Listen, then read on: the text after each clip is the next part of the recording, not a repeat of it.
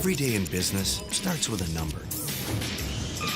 Output, productivity, efficiency, all measured in numbers, because data drives decisions. And if fire or water damage strikes, the numbers for your business can slow or even stop. Unless you know this one, 1-800-SERVPRO, the #1 choice in commercial cleanup and restoration.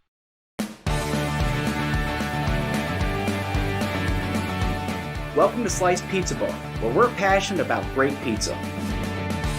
All of our food is made fresh daily using only the finest ingredients and techniques. Our chefs put their heart and soul into each pie, and we're sure you'll taste the difference. Located on both the Indian Rocks and Madeira beaches, chances are we're right around the corner for your next pizza night or dinner date.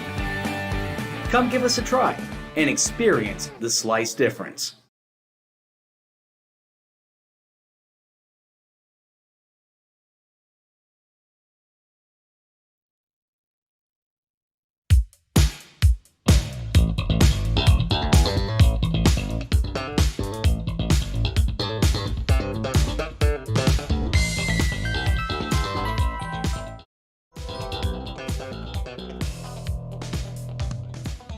Hello everyone, welcome live to 3Y TV and welcome to the Lone Star State for race number 34 of the Hacksaw Premier Cup Series. There's only 3 races left, including tonight, to crown the Hacksaw PC's Premier Cup Series champion.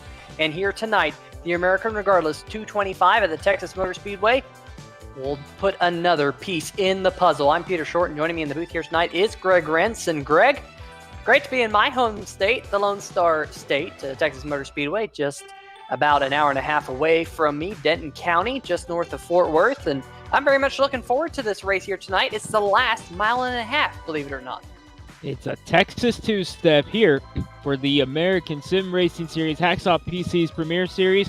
150 laps the distance tonight. And for 4 drivers, they are trying to get as much up on the other 3 as they can, try to set themselves up for the playoffs. One driver, John Jenkins, did a great job of that last week at Darlington. Oh yeah, he absolutely did. He's on a roll. Yeah, last week at Rockingham it was. He got the win over Greg Evans. Jenkins led not a whole lot of that race, but he led when it mattered most.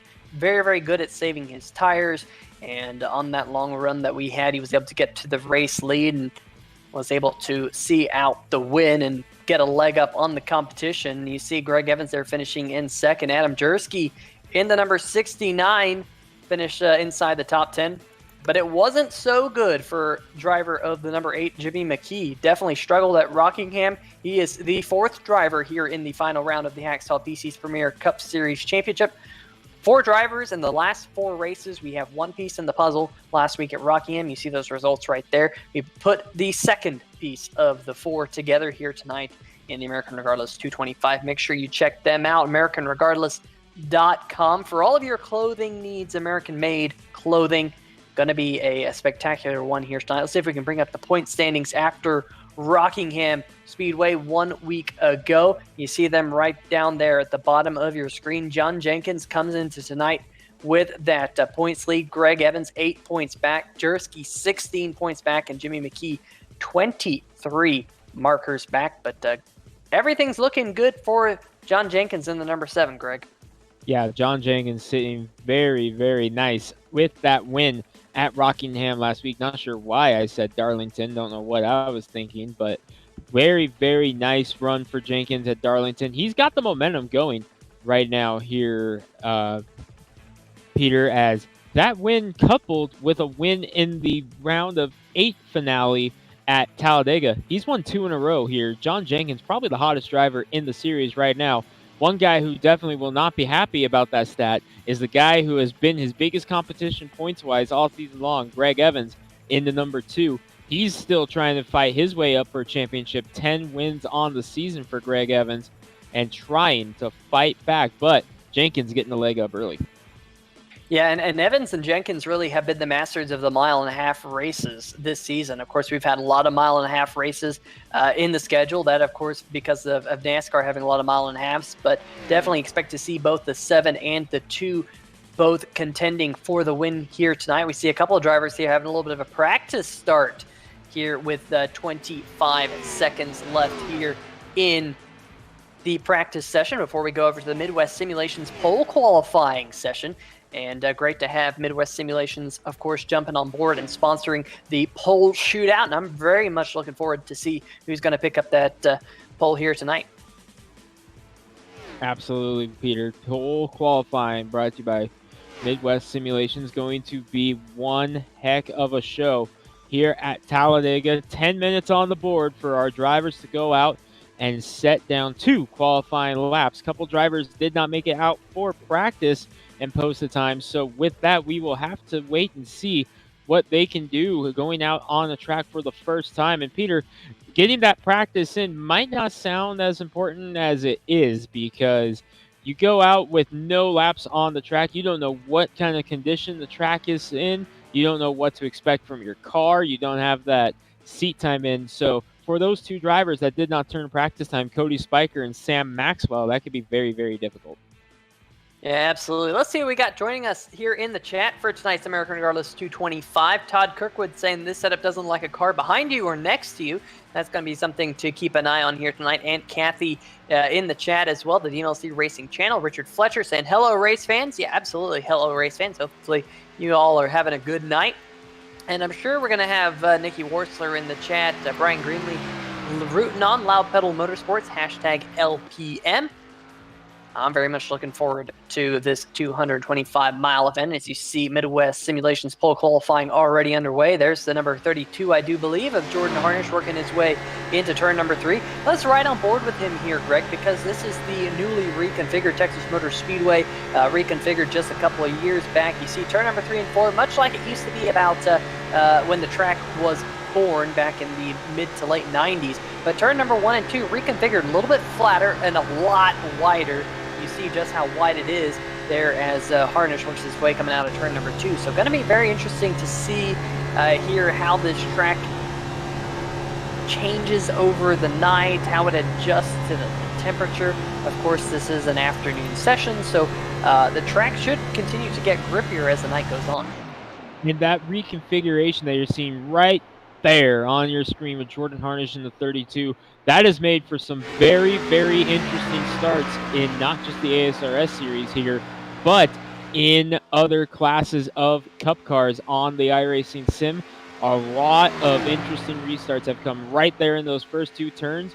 All that extra racetrack now, Peter, with the wider entry and the wider racing surface has allowed for drivers to make a little bit riskier moves. As you watch Alex Giese in the number 77. Doug Mullins is currently on top in a 28.645. His teammate Tyler Seville was fastest in practice, so Will Worcester Racing off to a good start right now. As Giese goes into that much wider turn 1 and 2, we're going to see a lot of moves going into that first turn, I believe. But there is one of your playoff drivers, one of the 4 in the hunt for the championship. That's Jimmy McKee going out to begin his qualifying run. Yeah, that number 8, McKee Lawn Care Services Chevrolet, he would really need to bounce back here tonight and get the number 8 back on the right path after a really dismal finish back at Rockingham, finishing outside of the top 10, the only playoff driver to do so. So definitely needs to find the pace here tonight here in the Midwest Simulations pole qualifying, see if he can start up near the front. But one thing I'm seeing right now, Greg, is McKee, as he jumps to 6th place on the board. He's now the only yellow numbered driver there on the left-hand side of your screen. And, well, John Jenkins there making me a liar because he's going to jump up into the 7th position. I expect to see Greg Evans here in the number 2 Halloween Duct Tape Chevrolet.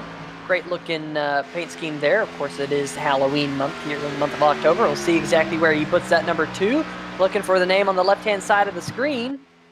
Don't see it quite yet. So 14th right now. There he is down there. Looks like John Jenkins in the number 7 is going to jump to the top of the board. John Jenkins top. 2 wins in a row and getting the win in the start of the championship round. Off to another good one here in that number 7. On top of the charts right now, you're watching Sam Crow in the 5, but there goes Greg Evans crossing the stripe. He goes to 3rd at a 28.670. Knock, knock, Peter. Greg Evans has something to say to Evans in this race tonight. Doug Mullins separates the top 2 in the championship right now. Yeah, Doug Mullins, the Will Worcester Racing machine, currently the highest of the Will Worcester Racing teammates. And what about Michael Krobach there in the HPPsimulation.com Ford? He's always fast here at the Texas Motor Speedway. And Troy Haight currently rounding out the top 5. Great qualifying run for Troy so far. Here's Adam Jersey, the only other playoff driver yet to get himself into the top 15 there on the left-hand side of your screen. Currently, that number 69, has he even got a qualifying lap in yet? Yes, he has. He's currently 17th right now in that 69. We'll have to see if he can pick it up on lap number 2. Looks like these drivers are picking it up on lap number 2, but he didn't have a good entry there to turn number 3 and 4. He might have clipped the apron a little bit. He's already taking both laps. This is just extra practice right now for Adam Jersey, sitting 18th on the board right now, and he's the lowest ranked of your playoff drivers, so he's going to have work to do. So he's getting some extra seat time in to get this car hooked up for Texas, excuse me. That last night. Yeah, that makes sense that he's out here just trying to get some laps in, because definitely not going to be starting in the spot that he wants to. He's dropped back to 18th. Bradley in the 01 out there currently. I believe he's doing a similar thing, just trying to turn some practice lap times. He's currently sitting 25th right now in the Skalicki's auto repair machine. Now, getting word that this is a second-time lap. Now, that's kind of interesting because you do have to qualify within the first 5 minutes here in the American Sim Racing Series. So we'll see how the admins look at that one, because he's going to come out at turn number 4 to the stripe this time. And that will provisionally put him up into the 25th position. So it doesn't look like he gains or loses on lap number 2, just stays in the same spot. We do have a couple of cars out there, though. Sam Maxwell, Brian Yazik, John Van Verellis, J.R. Bash, Todd Kirkwood, all of those drivers not yet putting in a time. And Brian Yazik sitting at the end of pit road like he wants to go out there. But like I said, you really got to get your time in the first 5 minutes of the Midwest Simulations Pole qualifying. But I'll tell you what, Greg, number 7 of John Jenkins, fastest here in qualifying. Let's see if we can dial up your current points leader and provisional pole sitter, and see if we can get him up here into the 3-wide TV booth. Hey, John Jenkins, Peter Short here in the 3-wide TV booth. You got a copy? Yeah, go ahead, Peter. I'll tell you what, man, you're absolutely on a roll here in the American Sim Racing Series Hacksaw PC's Premier Cup Series. 2 wins in a row. You've led the last 4 races with 5 laps to go. And what a lap time you turned down here tonight. How much practice time have you been putting into this series over the last couple of weeks? Rockingham, a little bit, and I've done the happy hour thing the last few Mondays, but did a lot more green flag stuff last night. So worked on qualifying tonight, and it paid off. Yeah, you've definitely found the pace here, both very quick in practice and in the qualifying session. But John, a long race here tonight, 225 miles, 150 laps. What do you think your keys to the race are going to be?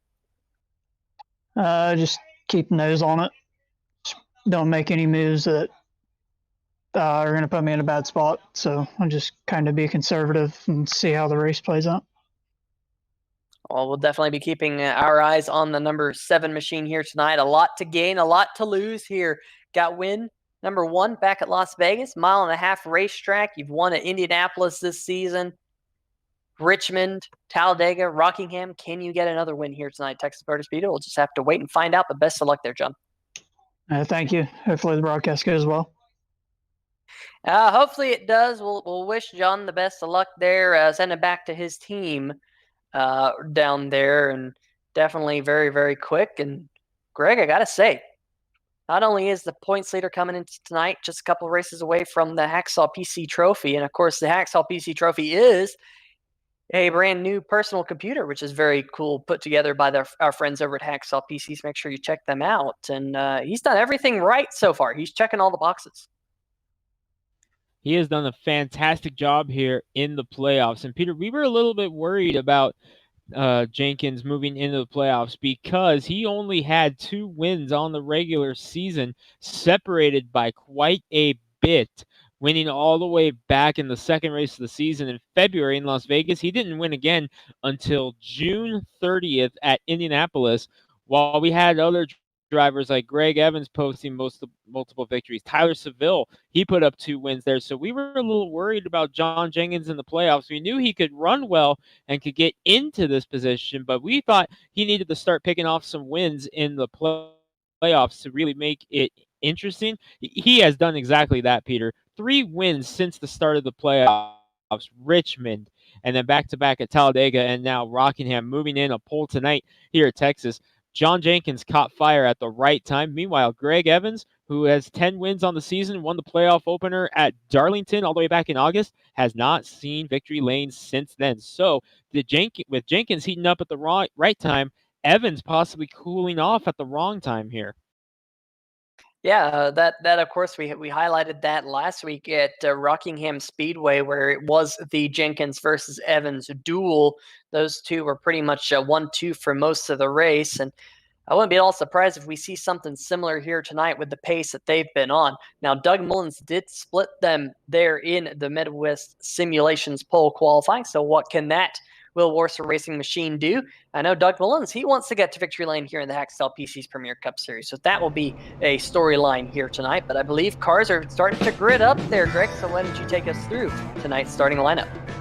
I will certainly do that, Peter. On the pole, playoff contender and current points leader, John Jenkins in the number 7 will take the green flag. Doug Mullins, the Will Warser Racing entry to his outside, still searching for that first Hacksaw PC Premier Series victory.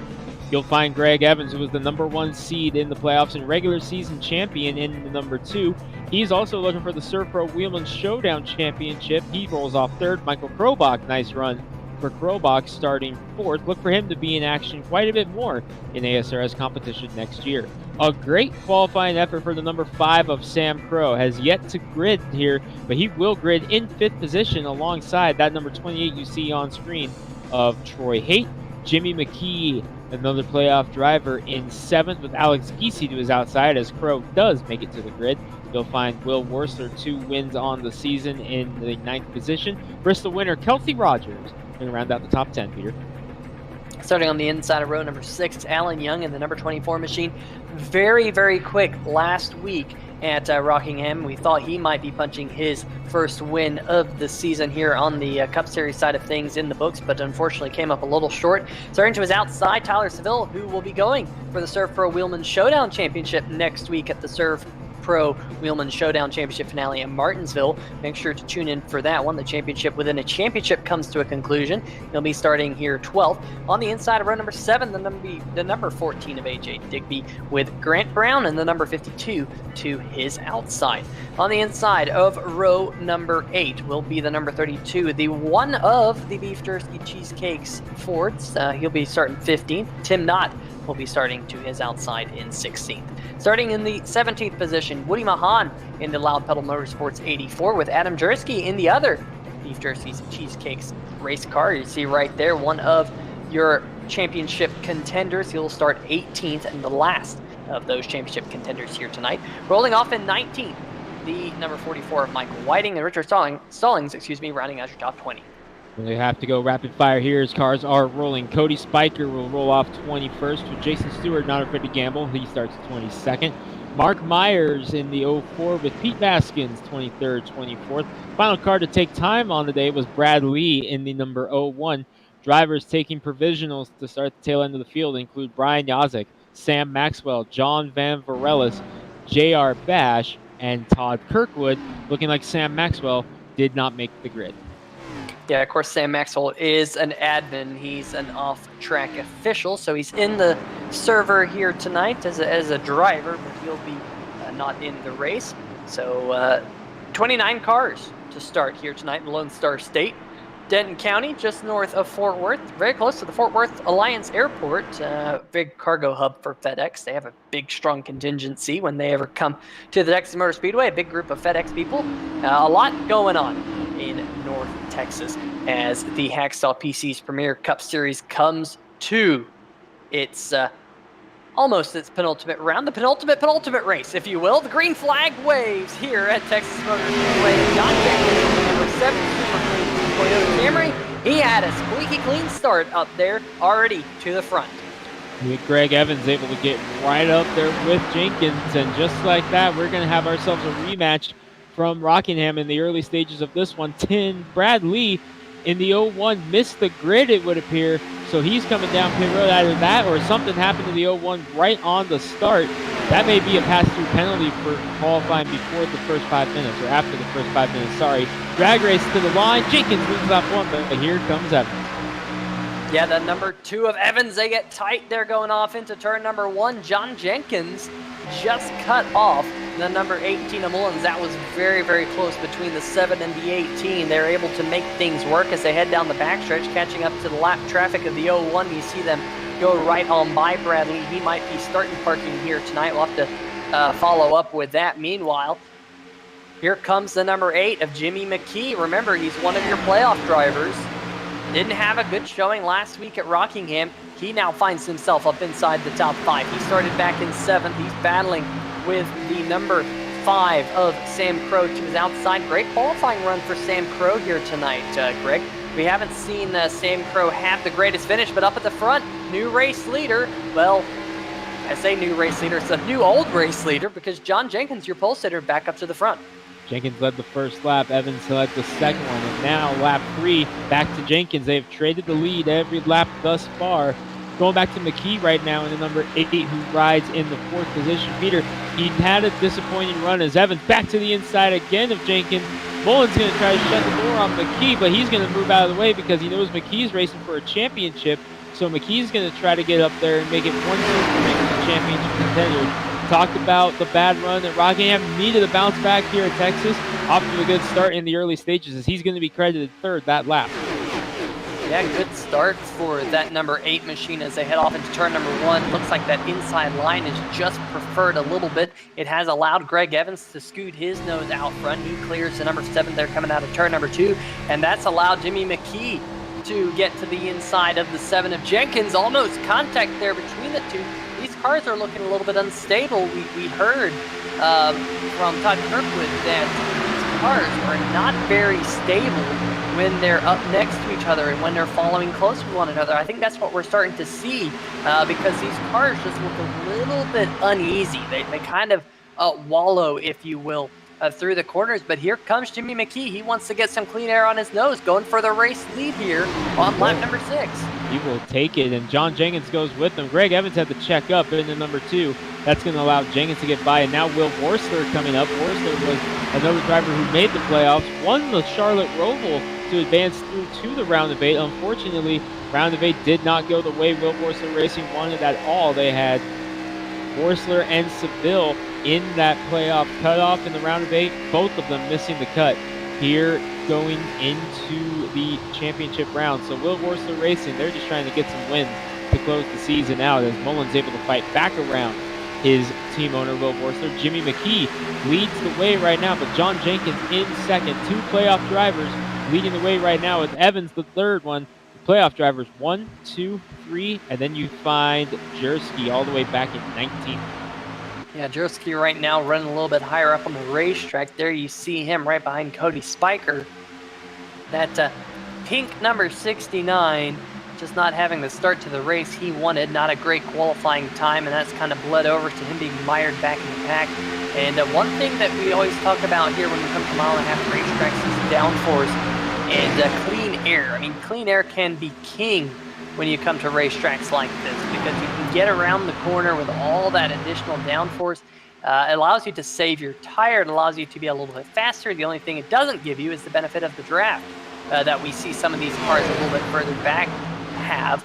And that's kind of why they're all still bunched together in a big pack, pretty much all the way back to drivers like Grant Brown, Todd Kirkwood, and J.R. Bash. 27 cars in this lead train, and a little bit of gap back to Brad Lee, who did finally get up to racing speed, finding himself 1 lap down. Not 100% sure what happened to Richard Stallings, getting word that he might have had some connection issues.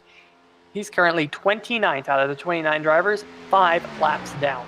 Yeah, Stallings had connection issues right at the start of the race. Here we go for the lead once again. John Jenkins going for it. Drag race to the line. It was McKee who led the lap on the ticker, but Jenkins is going to take the lead in the turn number 1. John Jenkins showing once again why he is right now the fastest driver and strongest driver in the series right now. 2 wins in a row for the number 7 of Jenkins.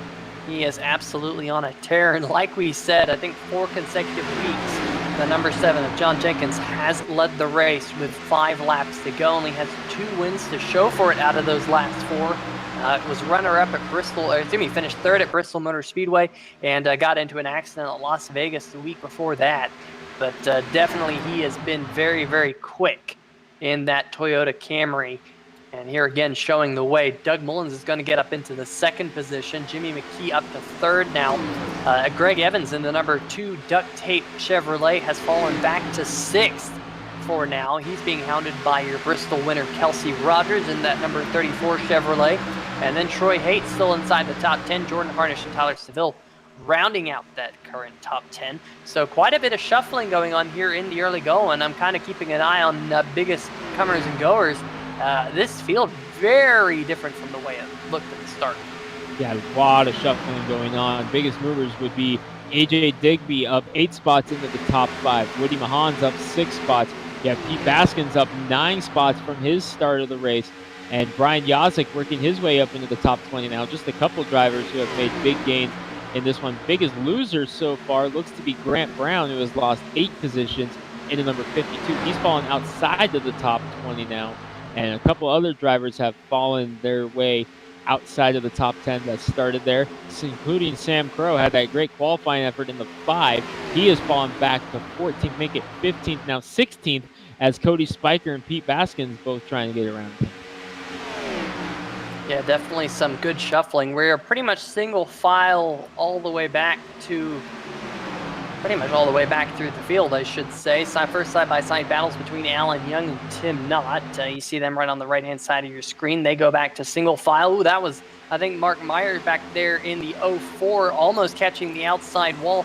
And that's going to be something we're going to have to keep an eye on. Let's see if we can possibly go back and catch a replay of this 04, because he almost made contact with that outside retaining wall. It was very, very close. See him kind of just get out of the groove, wash up the racetrack, and that outside wall there comes at you in a hurry, Greg. I mean, it did more so before the reconfiguring of turn number 1 and 2, but if you're up there, the car usually has a tendency to start to push, and that outside wall just really creeps up to you as the track narrows. Yeah, great job there, did Mark Myers. Will Worsler up to 3rd, and we also have a new race leader. Doug Mullins has gotten around John Jenkins to take the race lead. So suddenly Will Worsler racing 1st and 3rd. Tyler Seville also beginning to make his way through the field. He's up 4 spots in the last couple laps in his number 11. Remember, Peter, he picked up a big win at Rockingham this past week as well in that Slice Pizza Bar number 11, as he picked up the win at Rockingham in the Throwback Series in their race at Rockingham this past week. You're on board with Greg Evans, who has suddenly fallen to, I believe, this will have him in 7th position, as he got passed there by Rogers. No, he's in 6th position, excuse me. So Seville able to gain another spot, get around Rogers. He will move into 7th now, as Seville now going after Greg Evans. Remember, those two are going to settle the Servpro Wheelman Showdown here next week at Martinsville. Yeah, and the number 11 of Seville, I think, comes into that with a little bit of an advantage. So definitely with Greg Evans having connection issues and not being able to start the race a couple of races back in the last round of the Servpro Wheelman Showdown, the advantage really swung to Tyler Seville. So really, he just has to walk away with a solid finish at Martinsville, which is easier said than done, folks. Martinsville's one of those racetracks that is a little bit of a toss-up because of the fact that it's a short track, similar deal to what we saw at Bristol Motor Speedway. And you remember what happened to Tyler Seville back at Bristol Motor Speedway, Greg? He struggled that entire race, ended up 1 lap down at one point. He battled back to get a top 10. So, the next week's race at Martinsville, definitely going to be an interesting one here on 3Y TV. Yeah, the Servpro Wheelman Showdown down to Evans and Seville. That's coming up next week. They're going to determine the winner of that. But we are still working lap number 20, of 150 here tonight. Mullins leading the way right now. Jenkins putting the pressure on into number 7. Playoff drivers currently Jenkins in 2nd, Evans in 5th, McKee just in front of him up in 4th. Checking in with Adam Jersky. He has fallen now to 20th position. So Jersky really struggling in the number 69 right now. That's your battle for the lead right there. There is Jersky all the way back there in 20s. Yeah, we're right on board with him there briefly, looking at the front or the back bumper of Tim Knott in the 41 machine. Back up at the front, though, you see John Jenkins hounding the back bumper of the number 18. Jenkins trying to get back up to the front. The 29 and Will Worcester slotting right now in third. What about Greg Evans? He's found himself in fifth. He was able to get around the number 14 of AJ Digby just a couple of laps ago. And Evans here has really tracked down the number 8 of McKee. And as I say that, he's just going to drop to the low side underneath the number 8 Chevrolet. Greg Evans, the Halloween duct tape. Number 2, looking a little spooky out there on the racetrack in everyone's rear view mirror. It's just kind of hauntingly coming up on the back bumpers of these cars. Trying to get up into fourth now is Evans. He will get that spot away from Jimmy McKee as he tries now to reel in Will Worcester. Remember, these two have had some battles over the course of the season here, Peter, and it hasn't always gone clean between these guys. There have been some ruffled feathers between Worcester and Evans in the past. Meanwhile, up in front of them, battle for the lead, John Jenkins wants it back. The hottest driver in the series right now just took the lead back once again. Yep, John Jenkins back up to the front. Mullins now back to second. So Will Worcester Racing running second and third, as well as in the sixth position. Tyler Seville just made the pass on AJ Digby. Kelsey Rogers going to do the same thing. Move Rogers now up to seventh with that move on Digby. But look at this battle up here. Here comes the 2 of Evans underneath the 29 of Worcester. This is the battle for third, and McKee trying to follow suit to get back up to the fourth position that he had just lost to Greg Evans. So things just continuing to shuffle through. We're on lap number 25 of 150.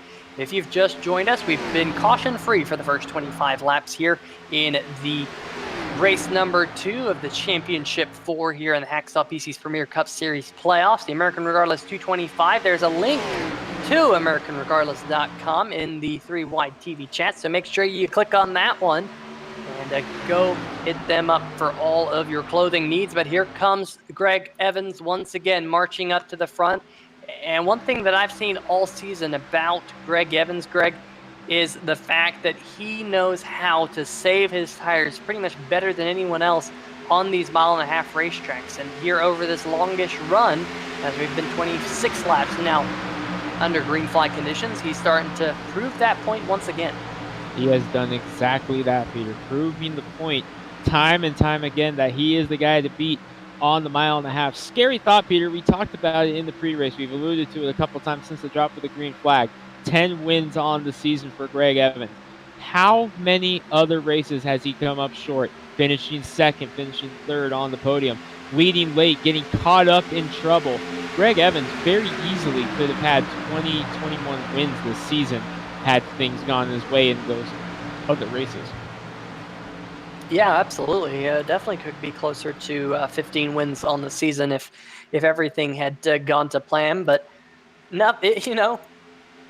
in racing, when you think things are going well, sometimes they're not. You might not know it at that one moment, but things can unravel very, very quickly here in the Hacksaw PC's Premier Cup Series, and it has done a couple times for Greg Evans, sometimes not even of his own doing, just situations on the racetrack. So always something to be mindful of, especially now that he is, of course, one of the Hacksaw PC's Premier Cup Series Championship playoff contenders here in the Final Four.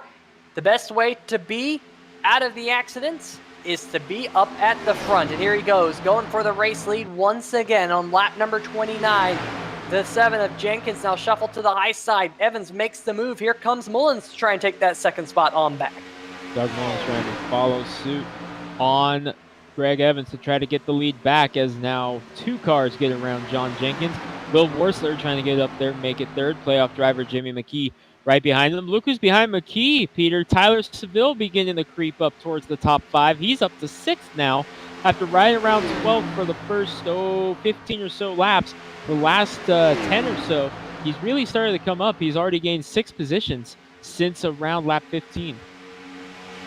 Yeah, I'll tell you what, that number 11, he's been patient too. Oh, almost contact there. In fact, I think there was contact between the 34 and the number 11 on entry into turn number 1. We have a side-by-side battle for second once again. John Jenkins has just poked a nose to the inside of Mullins. So things really shuffling. The only thing I'm starting to notice, though, is the two of Evans starting to stretch a lead out just a little bit. It's up to about 5 to 6 car lengths, and maybe even a little bit more than that as they go across the stripe this time. So the two took the lead just about 3 laps ago and is already starting to get himself a nice comfy lead up at the front of the field. Looks like the number 8 of Jimmy McKee, he's back up to 4th, and here comes Tyler Seville poking his nose to the inside here down the backstretch. I've been really impressed here in the early going, Greg, with just how much passing we've seen out of these ASRS Cup Series drivers. Oh, it's been a great race thus far. Meanwhile, speaking of passing, Tyler Seville got up to 5th, getting around his car under Will Worcester. Now going for 4th on Jimmy McKee. We've been monitoring to the front. He's up to 4th. Now on the 11th, Seville passes Peter, waiting until he has his opportunity to strike, and then is when he makes his move, and he has done that to perfection here. Working lap outside of the top 10. He was fastest in practice in that Slice Porcupine Chevy Camaro. No, the 11 has speed here tonight. Didn't quite see it in qualifying, but as this race has begun to unfold, he has worked his way through the field. McKee taking a peek back, but up at the front, John Jenkins has reeled back in Greg Evans, as has Doug Mullins. Yeah, they kind of just yo-yo. And I don't know if that's part of the draft package, you know, this big spoiler that they have here, the high downforce package that they run with the low horsepower, and they're just allowing them to yo-yo back and forth due to that draft. I'm not 100% sure, but like you said, Jenkins is really closed in on Evans. Just as I was thinking, Evans was starting to scoot away. Mullins now all over the back bumper of the number 7. Tyler Seville in the number 11. He was able to get up to that 4th position, and he's got a little bit of a gap now to make up back to the back of his teammate, the number 18 of Mullins. We look a little bit further back as McKee and Rogers start to do battle. That's the battle for 6th position right now. In fact, the last time by, McKee was in 6th, but give that spot to Rogers at the stripe. This time, AJ Digby now kind of lingering around in the 8th position. But from Digby back to Woody Mahan, that's where we see the first big gap in the field between those drivers. Currently about 1.5 seconds. There you see Mahan. And behind Mahan is a driver who's been slowly but surely making his way forward in the field. That's the number 19 of Cody Spiker, now inside the top 10. So good job by Spiker here in the early going to get his way up into the top 10. He's going to be one of those drivers to keep an eye on as this race goes on. But meanwhile, back up at the front, Greg Evans and John Jenkins. This show continues side by side coming out of turn number 2. And for the race lead off of turn number 2, Jenkins with a drag race on Greg Evans. On the inside, he's going to get the nose in front, but Evans going to try to side draft here on the outside. Well, look what this is doing, Peter. This is allowing Tyler Seville to close in as Doug Mullins had nowhere to go.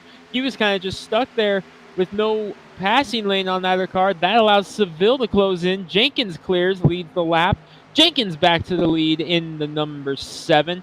And as things settle down for the time being, I want to brag for just a moment about the young man driving that number 14 car back in 7th as he's gotten around Jimmy McKee. I'm talking about AJ Digby in the number 14. Joined the season about halfway through the season. Did Twitter verified AJ Digby in the number 14. Peter, he won the race at Iowa and has been very, very strong since joining the team or joining the series right around the midway point.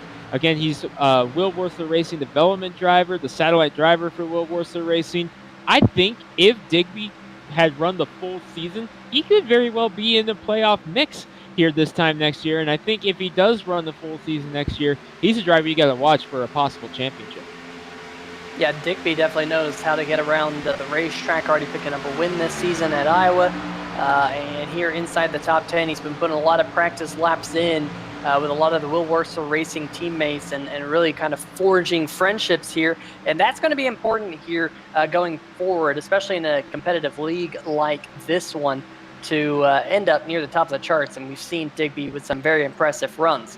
Meanwhile, the top 4 have kind of scooted away from one another. Seville has been reeling in the top 3 just a little bit, using that draft to his advantage. Like I said a little while ago, he had quite a gap to the number 18, but he's been able to close that in. Here is the number 34 and 29. That's Kelsey Rogers and Will Worsler.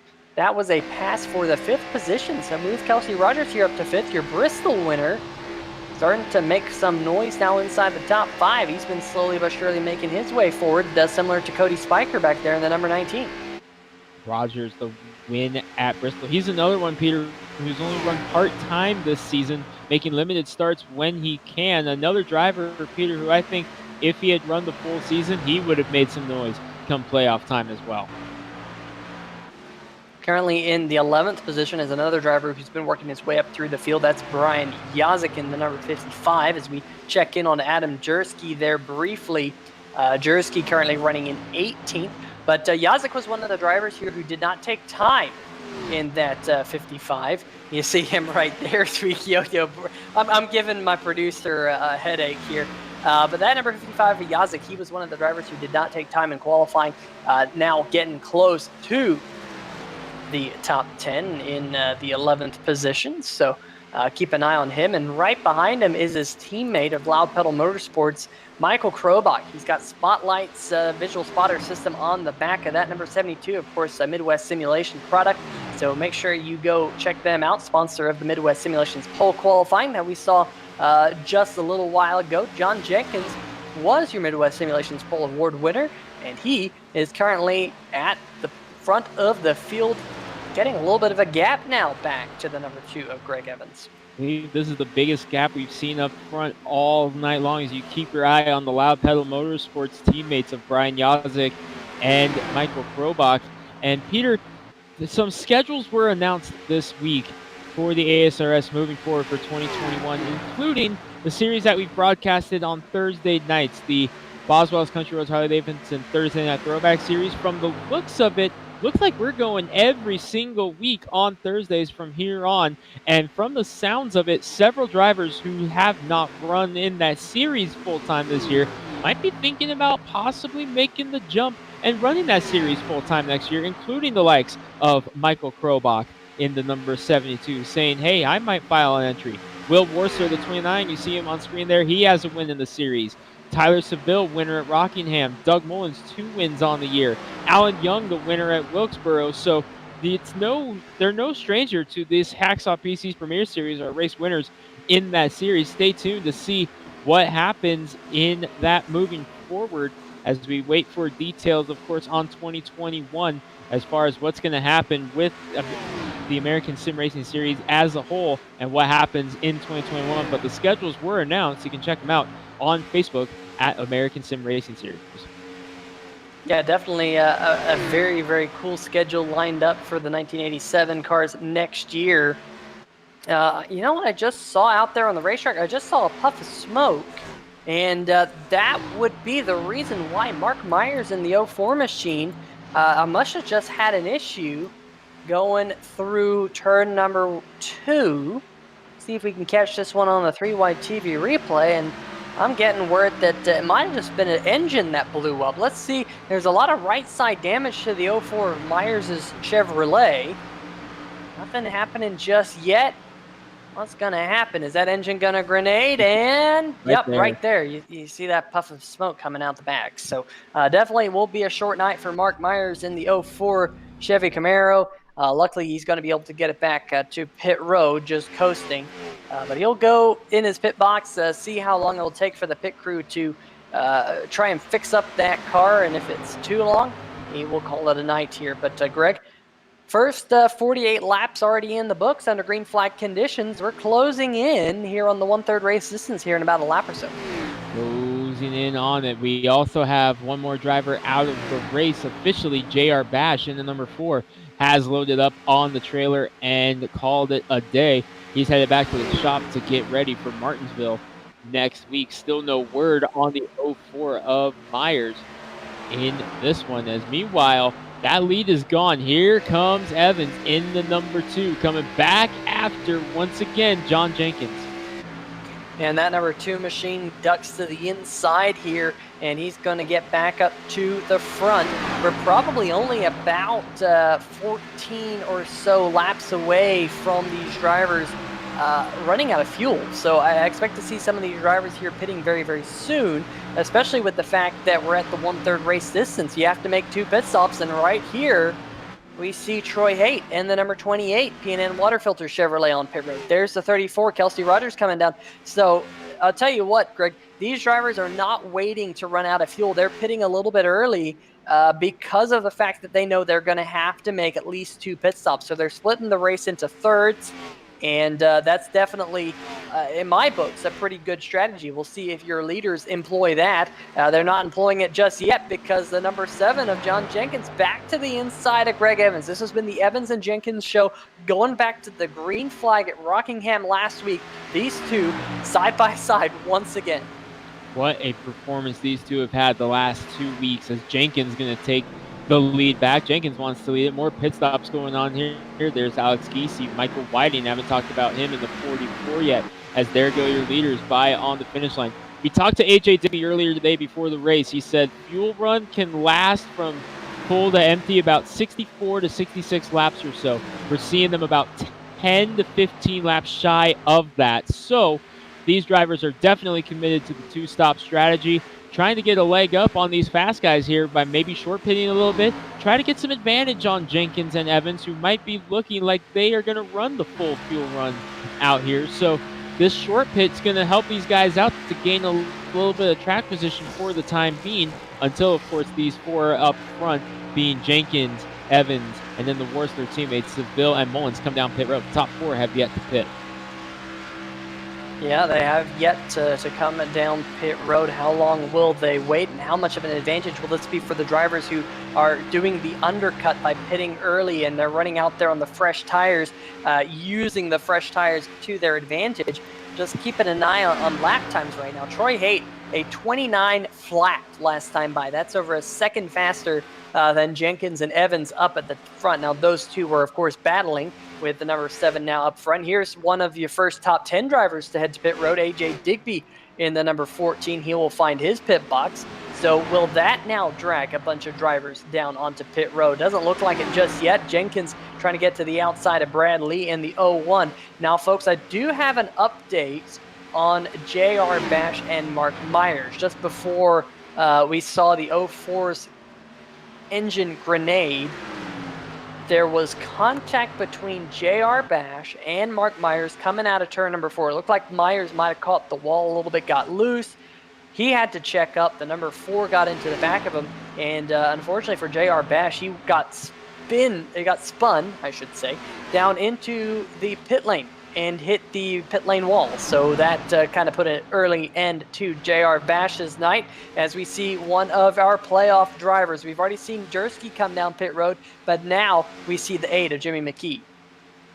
McKee, playoff driver, having a great run. This is what he needed, Peter, to bounce back after Rockingham. We figured this race was going to be a very important race for McKee, as Evans going to go back to the lead once again. McKee needed a good run here tonight, Peter, and he has done just that. Led laps, now on pit road for the first time, but these two, wow, what a performance for Evans and Jenkins. Evans leads the lap. Jenkins not going away just yet. Not yet. Now, I just thought I saw something. Was that one of the cars coming off pit road? Yes, it was. Todd Kirkwood. I think he was just getting up to speed. It looks like everything is A-OK with him. There you see the 29 of Will Worcester and the 27 of Pete Baskins. And that number 29 machine going to stick around the outside. He's currently running there in the 5th position. But Evans and Jenkins, still nothing to separate the top 2. They're still very close with one another. Jenkins might be losing just a little bit of ground. On board with the number 11 of Tyler Seville right here, the Slice Pizza Bar, Perky Pints Chevrolet, trying to track down the top 2, unable to do so just yet. His teammate Doug Mullins is actually now about 1.7 seconds back behind Tyler, so Tyler's really got no pressure from behind. I know that's always a good feeling there, Greg, when you've pulled away from the car behind, and all you have to do is catch the cars in front of you, but it's easier said than done. Yeah, definitely easier said than done. Seville has done such a great job in the number 11, trying to get up there and reel in these guys after starting 12th. As you see Richard Stallings go by, Stallings still 7 laps down now after the connection issues at the start of the race, as a couple more drivers on pit road. Brian Yazik in for his stop. He's just now rolling away in the number 55 Loud Pedal Motorsports. Jordan Harnish on pit road as well in the new look 32. Still waiting on the likes of Evans, Jenkins, Seville, Mullins, and Morsler. I don't believe Woody Mahan or Michael Krobach, the other two Loud Pedal drivers, have pitted either. I believe that is it for drivers who have yet to pit. Alan Young looks like he has not either. Krobach sliding up the track into number 72. So expect the Loud Pedal guys, Mahan and Krobach, on pit road soon as well. Question is, though, we're on lap 62, right around the fuel window Mr. Digby told us about earlier today.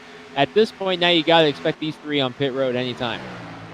Yeah, I really think that, you could probably go to about lap number 64 to 66 based on what we have seen at mile-and-a-half racetracks this season here in the American Sim Racing Series, Hacksaw PC's Premier Cup Series.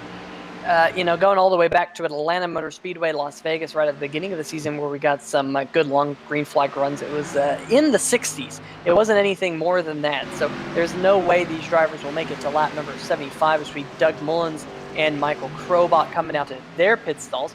Greg Evans in the number 2 duct tape Chevrolet. Will he peel off this time? It looks like he will. He's on the brakes and he's coming down. So your race leader, Greg Evans, right now down to 45 miles an hour at the end of pit road. Good pit road entry. Was able to get down to that pit road speed and then some, being a little bit cautious on entry.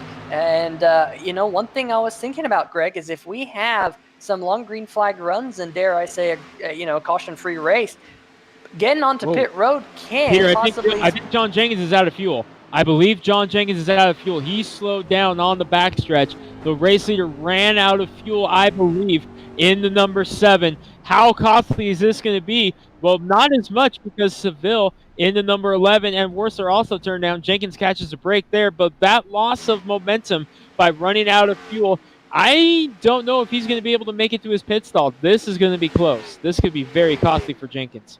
And that's, this is what I was going to say, was that getting onto pit road and not making mistakes, getting to pit road, like what we're seeing right here, could be the difference here tonight on who gets to go to victory lane and get the 6 shooters down there in the cowboy hat. Jenkins able to get to his pit stall, but you could see he was just crawling down pit road. There you see AJ Digby in the number 14 machine. He was one of the early adopters to pit road, and he is going to inherit the race lead. Looks like Jenkins going to cycle back to around what would have been around the 6th or 7th position before green flag pit stops began. However, he's on fresher tires, and some drivers have done the undercut, so we'll have to see exactly where he cycles down to. Looks like currently 15th position in the number 7 Toyota. Compare that to Greg Evans, who currently runs in 5th, just 6 seconds behind AJ Digby with much, much fresher tires. Greg, the number 2 and the number 7 were locked together, and now they find themselves about 10 seconds apart out there on the racetrack. That is the difference running out of fuel on the backstretch does, Peter. That was a huge moment in this championship hunt, because now Greg Evans, he has about 8 seconds of track time or so to work with here to try to catch up to Digby, Rogers. Cody Spiker up in 3rd. We've mentioned him a couple of times. Great run for Cody Spiker, but I believe he has yet to come down pit road as well in the number 19. As you see Evans closing in on lap traffic now. Tim Knott in the 41, Brad Lee in the 01, waiting for confirmation on it, whether or not Spiker has been on pit road in that number 19. But again, the undercut strategy by some of these drivers. Interesting move here, and we saw it right there. John Jenkins was working lap number 64 when he ran out of fuel right here on the backstretch where Greg Evans is now. So now we know that's about as long as you can make it. Yeah. Unfortunately for John Jenkins, he needed about an extra half a lap of fuel on that number 7 Toyota, and now he's having to work his way back up through the field. He's caught up to the back of the number 77, Alex Giese. That would be a battle for the 13th position. Adam Jersky, who did the undercut, finds himself in 11th as of right now. So Jersky just on the fringe of a top 10 if a caution flag was to come out. But we're once again green flag for the first 69 or so laps of tonight's 150 lap race, 225 miles around the 1.5 mile Texas Motor Speedway. Closing in on the halfway mark. Greg, just about 5 laps away from now. Yeah, it's coming up in a hurry here. We are clicking them away. Good news for our playoff drivers. They are trying to fight their way through right now. Highest scored playoff driver at the moment.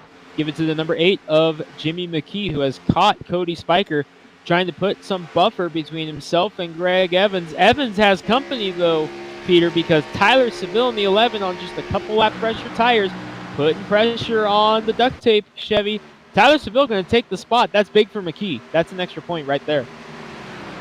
Yeah, and Tyler Seville has, like you mentioned, 1 lap fresher tires than the number 2 machine. So, that's definitely going to be a little bit of an advantage, as the number 11 of Seville there just going to blow on past Cody Spiker and the number 8 of Jimmy McKee. He's now up into 3rd, going to have his sights set on the number 34 as the next car up the road. Kelsey Rogers in 2nd, and then it's about 2 3/4 seconds up to the race leader, AJ Digby, in the number 14 machine. Green flag here still out, lap number 72 of 150, and now Greg Evans going to get around one of his championship playoff contenders, the number 8 of Jimmy McKee, who slides back to 5th.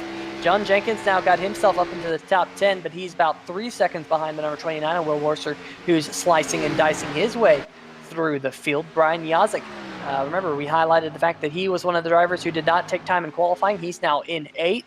So definitely some interesting pit strategy here. It's kind of jumbled up the field as, wow, the number 11 of Tyler Seville, he made quick work of Kelsey Rogers, and in about a lap, not only caught the number 34, but almost put a second on him. I mean, that's super impressive. This 11 machine is like he shot out of a cannon right now. 1 second faster, Peter. Seville, Worsler, and Jenkins are on the freshest tires on the racetrack right now. They all came down pit road at the same time. So Jenkins in the 7, Horsler the 29, and Seville. Those 3 are the fastest cars on the track at this moment because of the tire advantage. Now, Peter, here's the question. What time do those tires fall off? Do they hit the plateau? Or the plateau, I should say. At what point do those tires' advantage of how many laps are on become a wash? That was something I wish I'd paid attention to under the first run, because they definitely did reach a plateau at some point. I noticed that they got to about a second to a second and a half slower than what they were on fresh tires at a certain point, and they just didn't really slow down any more than that. And that's kind of what AJ Digby in the number 14 machine's hoping for. He's hoping that these tires plateau before he drops too far back, but he definitely is going to lose the race lead, because look at Tyler Seville in the number 11 just dropped to the inside, makes it look easy in turn number 1 and 2. New race leader for the first time here tonight, the Slice Porcupines, number 11 of Tyler Seville. Remember, Tyler Seville's win on Thursday in the Boswell's Country Roads Harley-Davidson Throwback Series. How did he do that, Peter? Tire management at Rockingham. Was able to save tire and really open it up in the end of the race. He still had life in the tires when everyone else seemed like they were blowing tires. I mean, 2nd and 3rd were racing each other on flat tires for about the last 15 laps or so, while Tyler Seville still had some tire wear left in the bank, and he was able to just cruise on to victory by almost the full lap, with just 2 cars on the lead lap. At the end of it, Tim Knott coming home in 2nd, the only other driver on the lead lap on Thursday night. But Tyler Seville knows how to do it with tire management. Remember, his first Cup Series win at Michigan this season, that was the first Hacksaw PC's Premier Series victory of his career, came on fuel mileage. Tyler Seville knows how to do it with strategy here. Yeah, definitely knowing how to manage your race car is one of the keys to victory. You'll find yourself in a fuel mileage race, a tire conservation race very often, especially in a series like this where the quality of driver is just so high that you do end up with long green flag runs. We haven't had a caution-free race, I believe, this entire season. However, that may change here tonight. Hopefully that's not the commentator's curse talking, but so far clean and green for the first 78 laps as we're now into the second half of the American Regardless 225. Make sure you check them out, because American Regardless make great quality American clothing. That's right, made in the United States of America, made by a war veteran as well. So make sure you support them, because definitely a fantastic cause and a great product, and a great sponsor here of the American Sim Racing Series as well. We watched this battle a little bit further back. This is the 34 of Kelsey Rogers and Doug Mullins. This is for 6, and it looks like Mullins is going to take that spot here down the backstretch. Just going to wash up, and no, he almost washed up in front of the number 34, but just didn't quite have enough room. They almost made contact. Looks like he's finally going to clear him, though, coming out of turn number 4. That's going to open up the door, though, for Brian Yazik in the number 55, and I'm keeping my eye on who pitted and who pitted when, because this group of cars right here, McKee, Mullins, Rogers, you have drivers like Kelsey Rogers who pitted 30 laps ago now, and then you compare that to Doug Mullins, who only pitted 18 laps ago, so 12 laps fresher tires on the number 18, but it doesn't seem like the 18 of Mullins is pulling away all too much, so maybe this is the point where these tires are starting to plateau like you talked about. I don't know, Peter, because Will Worsler, remember last check-in, Worsler was in 9th with Jenkins behind him in 10th. Worsler has climbed into the top 5 in that number 29 car. He's up to 4th, trying to reel in Greg Evans in the 2 car, who sits in 3rd now, by the way.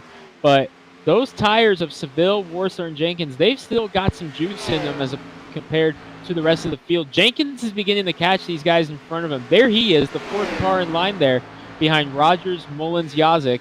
Here, John Jenkins still got the life in the tires of the number 7. He's going to try to get these 4 guys in front of him, counting McKee, another playoff contender right now, in the number 8, as Jenkins to the inside of Mullins, trying to get as much out of those tires he can before they hit the plateau.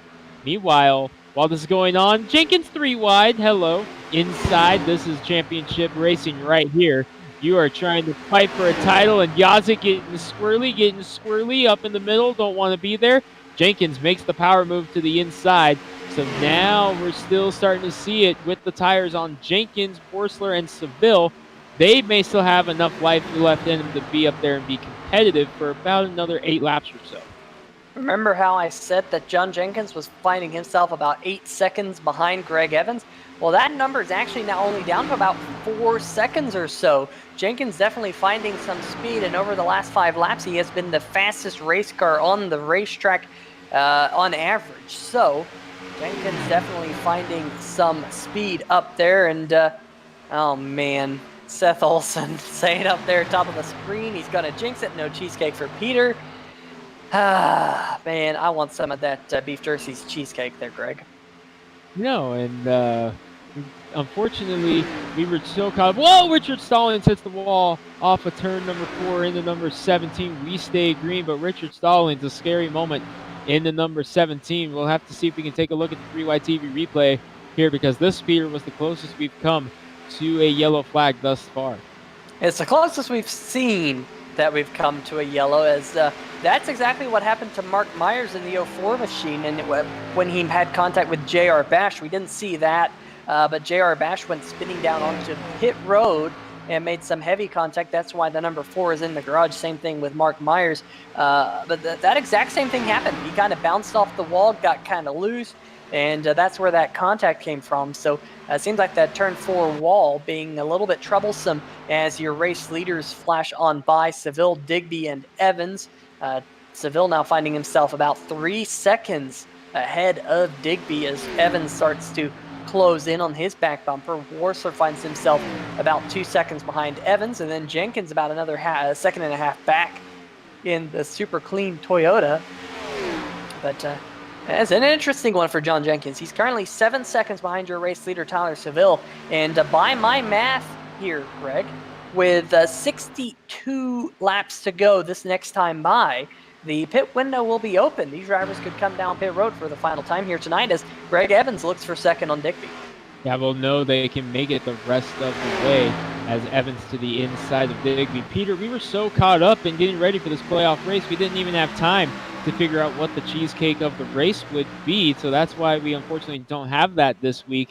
We'll be back with that next week when we hit Martinsville.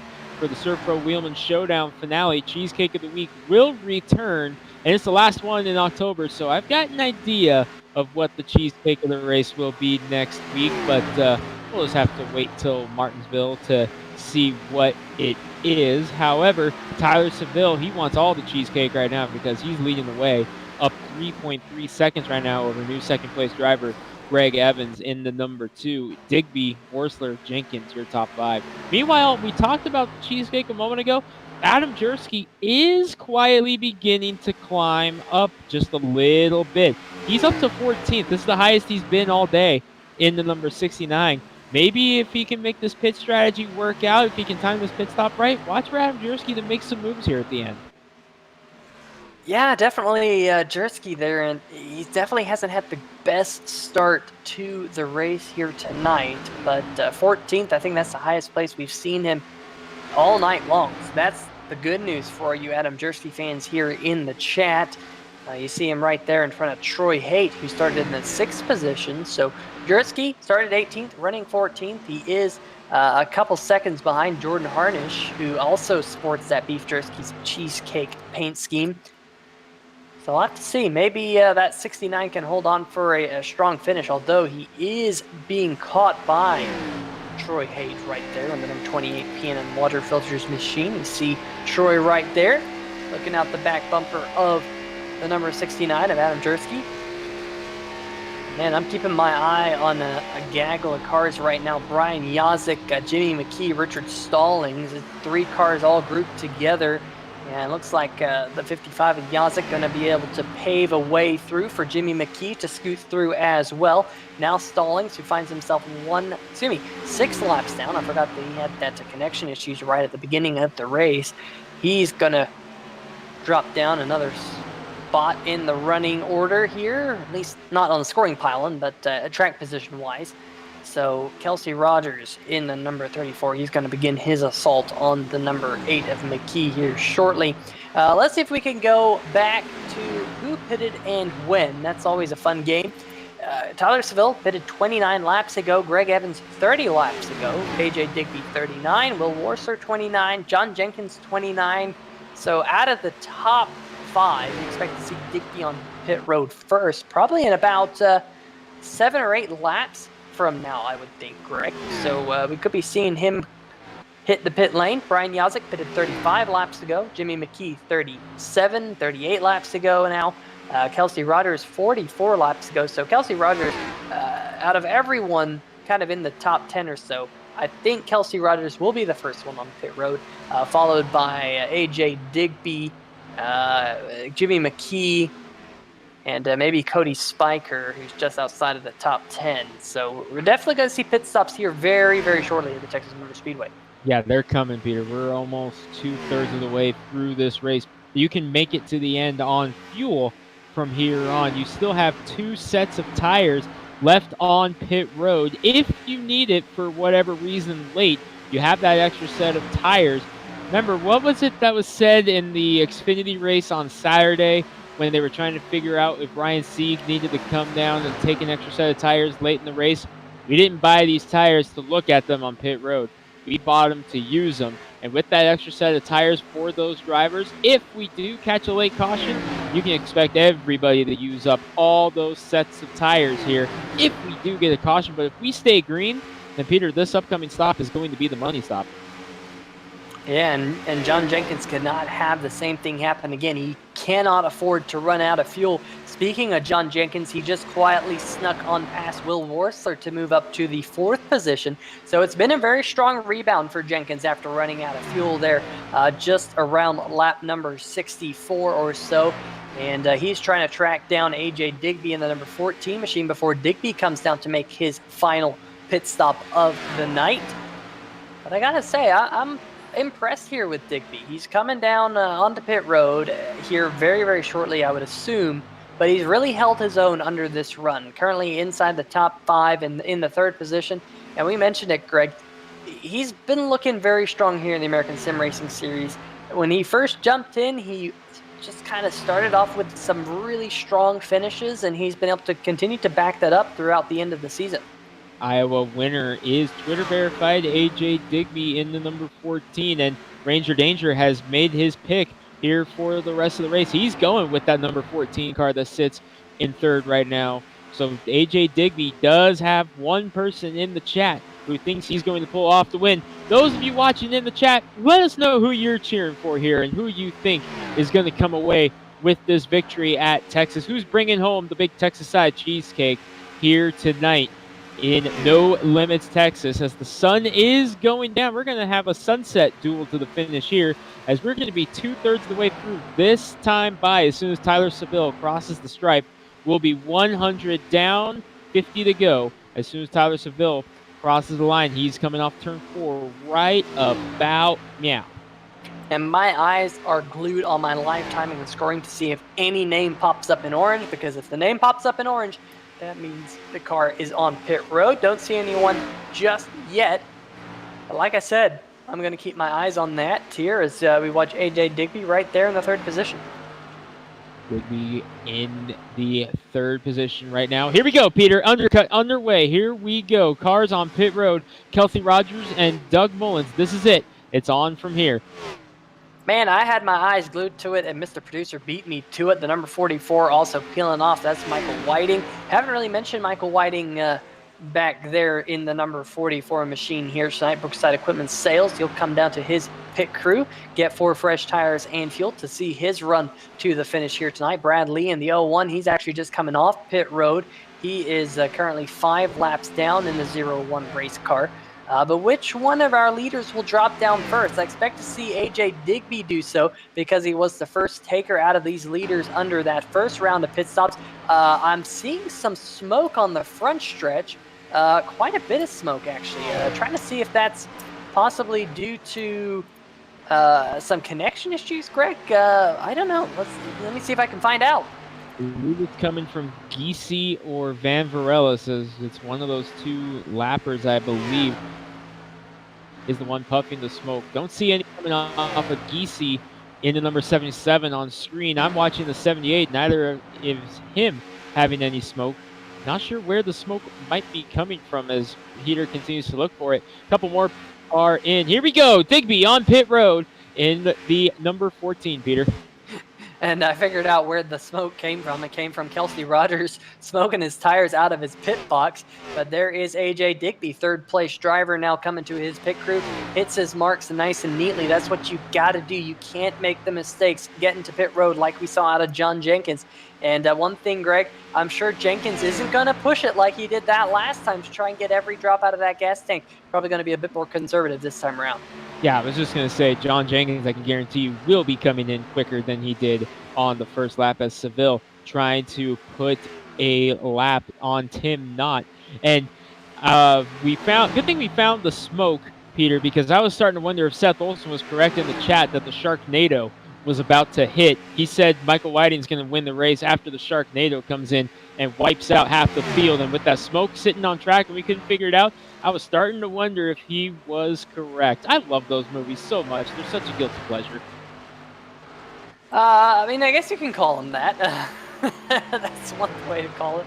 But hopefully we don't have any Sharknadoes here at the Texas Motor Speedway here tonight in the American Sim Racing Series. Hacksaw PC's Premier Cup Series. Only 2 more races left in the 2020 Hacksaw PC's Premier Cup Series after tonight to crown a champion before we go to the All-Star race. That is really the final cherry on top of the season here to round out the year for these drivers.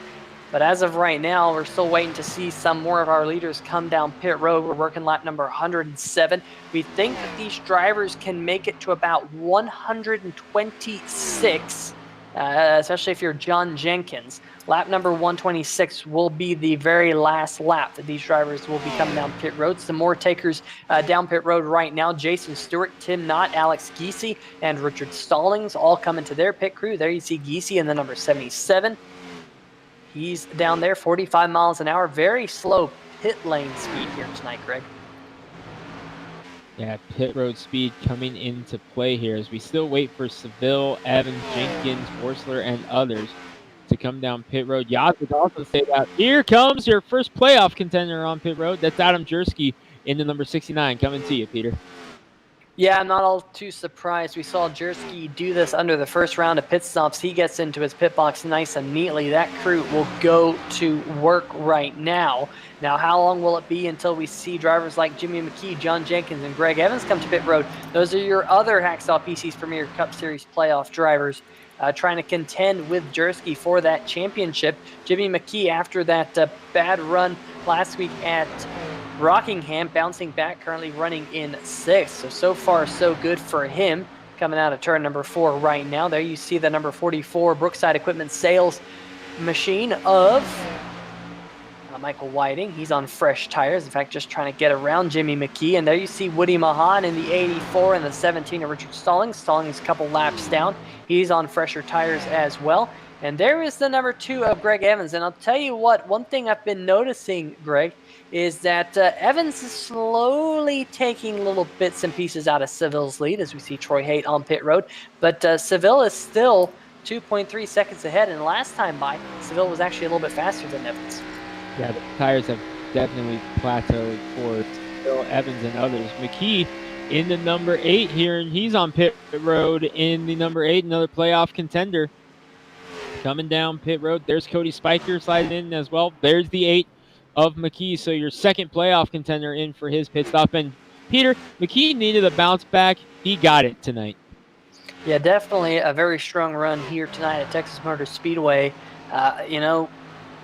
At Rockingham, race number 1 of this round of the playoffs, you don't have a good finish. You just got to set your sights on the next 3 races. Here tonight at Texas, next week at Martinsville in the Surf Pro Wheelman Showdown finale, and then, of course, the American Regardless season finale at Phoenix 2 weeks from now, where we will crown the series champion, find out who's going to win that Hacksaw PC. That's going to go to the champion. It's a huge prize. I mean, about a $700 prize to the winner, and there's going to be some customization options. So very, very cool that the winner of this series is going to pick up a brand new PC. Jimmy McKee back out there on the racetrack. Looks like he is A-OK. I'm looking up and down the scoring pylon to see if any drivers had pit road speeding penalties, and I'm getting word that one driver had a pit road speeding penalty under the first round of pit stops. That's the number 72, HPPsimulation.com, Ford of Michael Krobach. So Krobach, an infringement. There he is on your screen. He's currently finding himself 1 lap down in the 15th position. He is probably going to try and go as long as he can to try and get back on the lead lap. We've got a quick glimpse there of his Loud Puddle Motorsports teammate, Brian Yazik, who sits in his pit box, making his final pit stop here tonight with now just 37 laps to go. Closing stages here at Texas as Tyler Seville leads the way.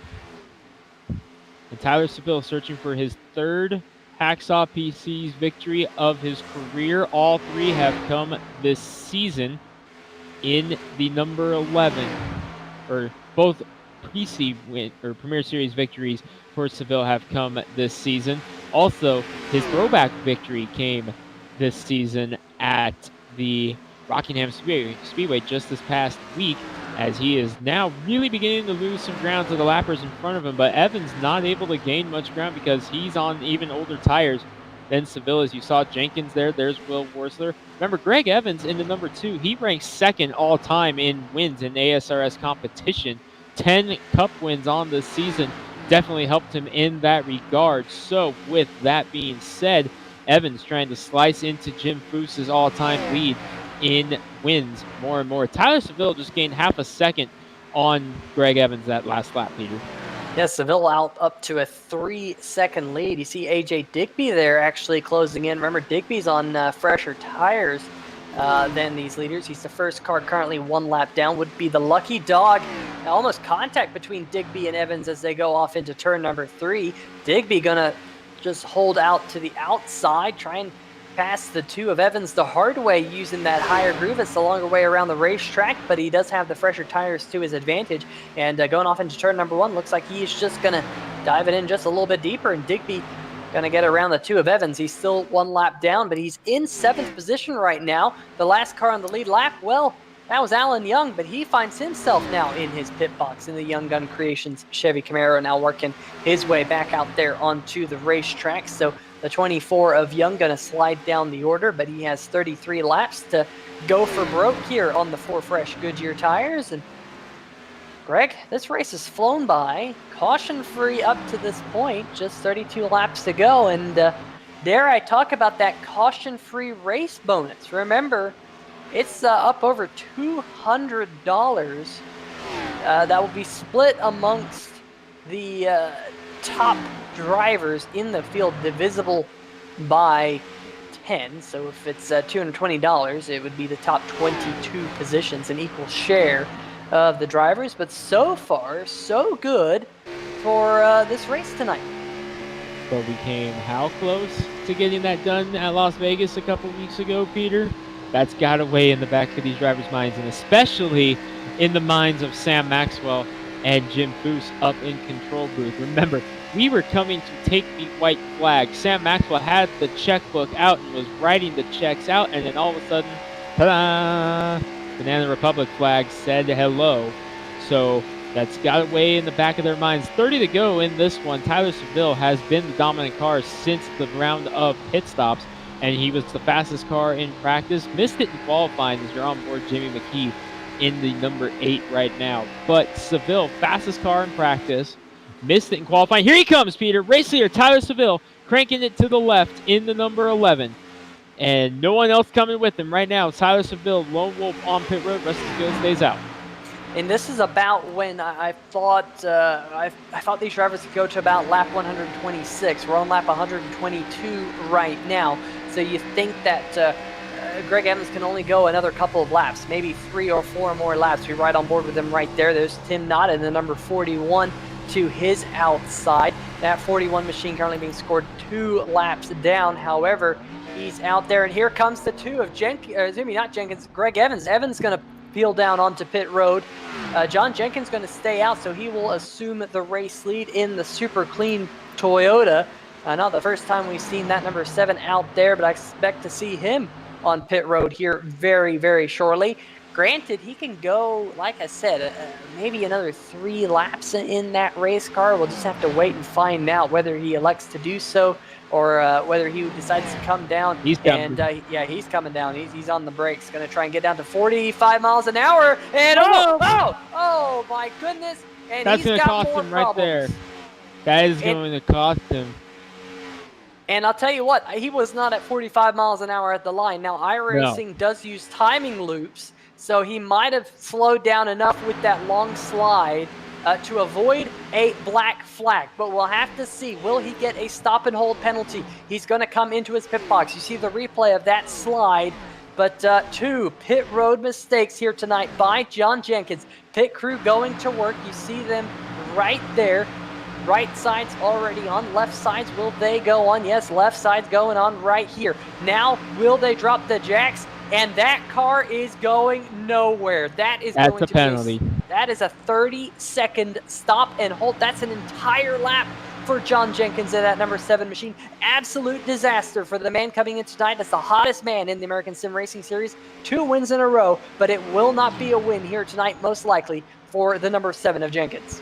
That is going to absolutely put a dagger into his championship hopes. And suddenly, Peter, the win at Rockingham, how crucial is that now? Because now he's going to finish near the back of the pack in this one.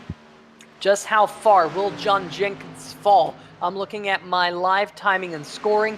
He is currently 23rd. Just got passed by Todd Kirkwood. Continues to slide down the order. Is he even back running? I think he is. He's finally back out there on the racetrack. But that is absolute disaster for the man coming into tonight with the points lead in the Hacksaw PC's Premier Cup Series playoffs. Wow. Absolutely crazy. I did not expect that out of the number 7 of Jenkins. Right. By the way, the 84 of Mahan, you see him on screen. He once made it back into the car. He's strapped in the car, waiting to see if he's back out on the racetrack or not in the number 18. Not seeing him out there yet, but he is strapped back in his car. We'll see if he makes it back out onto the track. That is your race leader, Peter, Woody Mahan, in the number 84. And hey, you're out there. You're got nothing to lose. You're not in the hunt for the championship. You missed the playoffs. Why not go out there, see if you can catch a late caution? You've got a 20-second lead over the field. Why not go out there, see if you can make it to the point of caution? And as I say that, he can't go anymore. He's coming down pit road. So that will move Tyler Seville back to the race lead in the number 11 as he just got around A.J. Digby. And Peter, it is going to take a Hail Mary from one of these other drivers to get Tyler Seville tonight. Yeah, Tyler Seville in that number 11 has been very, very quick. Came in to this round of pit stops as the race leader. And right now, he finds himself about 5 seconds up the road, four seconds or so, I should say, up the road from that man right there, the number 2 of Greg Evans, who has put together a solid run here tonight. Remember, runner-up last week at Rockingham Speedway, and we're saying, man, the 7 of Jenkins, he's on an absolute tear, but 2 costly pit road mistakes has put Jenkins well back in the field, currently 22nd. After that win last week at Rockingham. That's going to give a huge swing to Greg Evans in the points. I expect to see Evans the points leader after tonight when we go into the next round at Martinsville. So Evans has a shot to take the points lead. He's on 1 lap fresher tires than Tyler Seville, 4.2 seconds back with about 20 laps to go. Peter, does he have enough time to get up there? Is Brian Yazek able to get around Evans for the time being? Now Evans fighting back on the inside. That's going to slow him down a little bit here in the number 2. Gets around Yazek, but now it's to contend with lap traffic. Does Evans have enough time if we go green here out? Boy, that is a tough question, but you know, the answer is he's going to have to be about 2 to 3/10 of a second faster per lap in that number 2 duct tape Chevrolet. And I just don't think he's going to have that big of an advantage. Yes, he's going to have an advantage with the slightly fresher tires, but I don't think it's going to be quite that big. Seville, last time by, ran a 29.452. You compare that to Evans, who ran a 29.421, so only 0.03 of a second. We have to be talking about tenths of a second for Evans to catch Seville before the checkered flag here, with now just 18 more laps to go. It was 4.7 last time by. Both drivers in clean racetrack. Evans gained 1/10 there, 4.6. That's not enough. Not enough, but anything can and usually does happen. You know, we've been in the chat. I think Seth Olson said that we were 100 meters away from the white flag back at Las Vegas before a caution flag came out.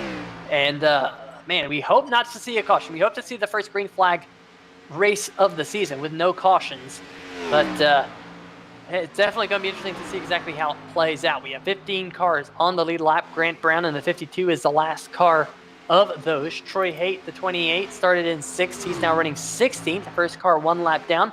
And I'm looking up and down the scoring pile, and any other drivers last time on pit road have a pit road speeding penalty like John Jenkins? I think the answer is no, Greg. Looks like the only one got caught speeding this time. John Jenkins in the number 7. Your points leader coming into tonight. Jenkins getting caught on pit road, Peter. Now we're starting to see what we need to see from the 2 car. Now he's about 0.3 of a second quicker than Seville per lap. Now we're beginning to see it. If he can keep that pace up, he might be able to get him. 15 to go this time. Yeah, and it's really going to come down to average lap time, because you can see Seville is working his way through traffic. He's got Todd Kirkwood in the 86 right in front of him.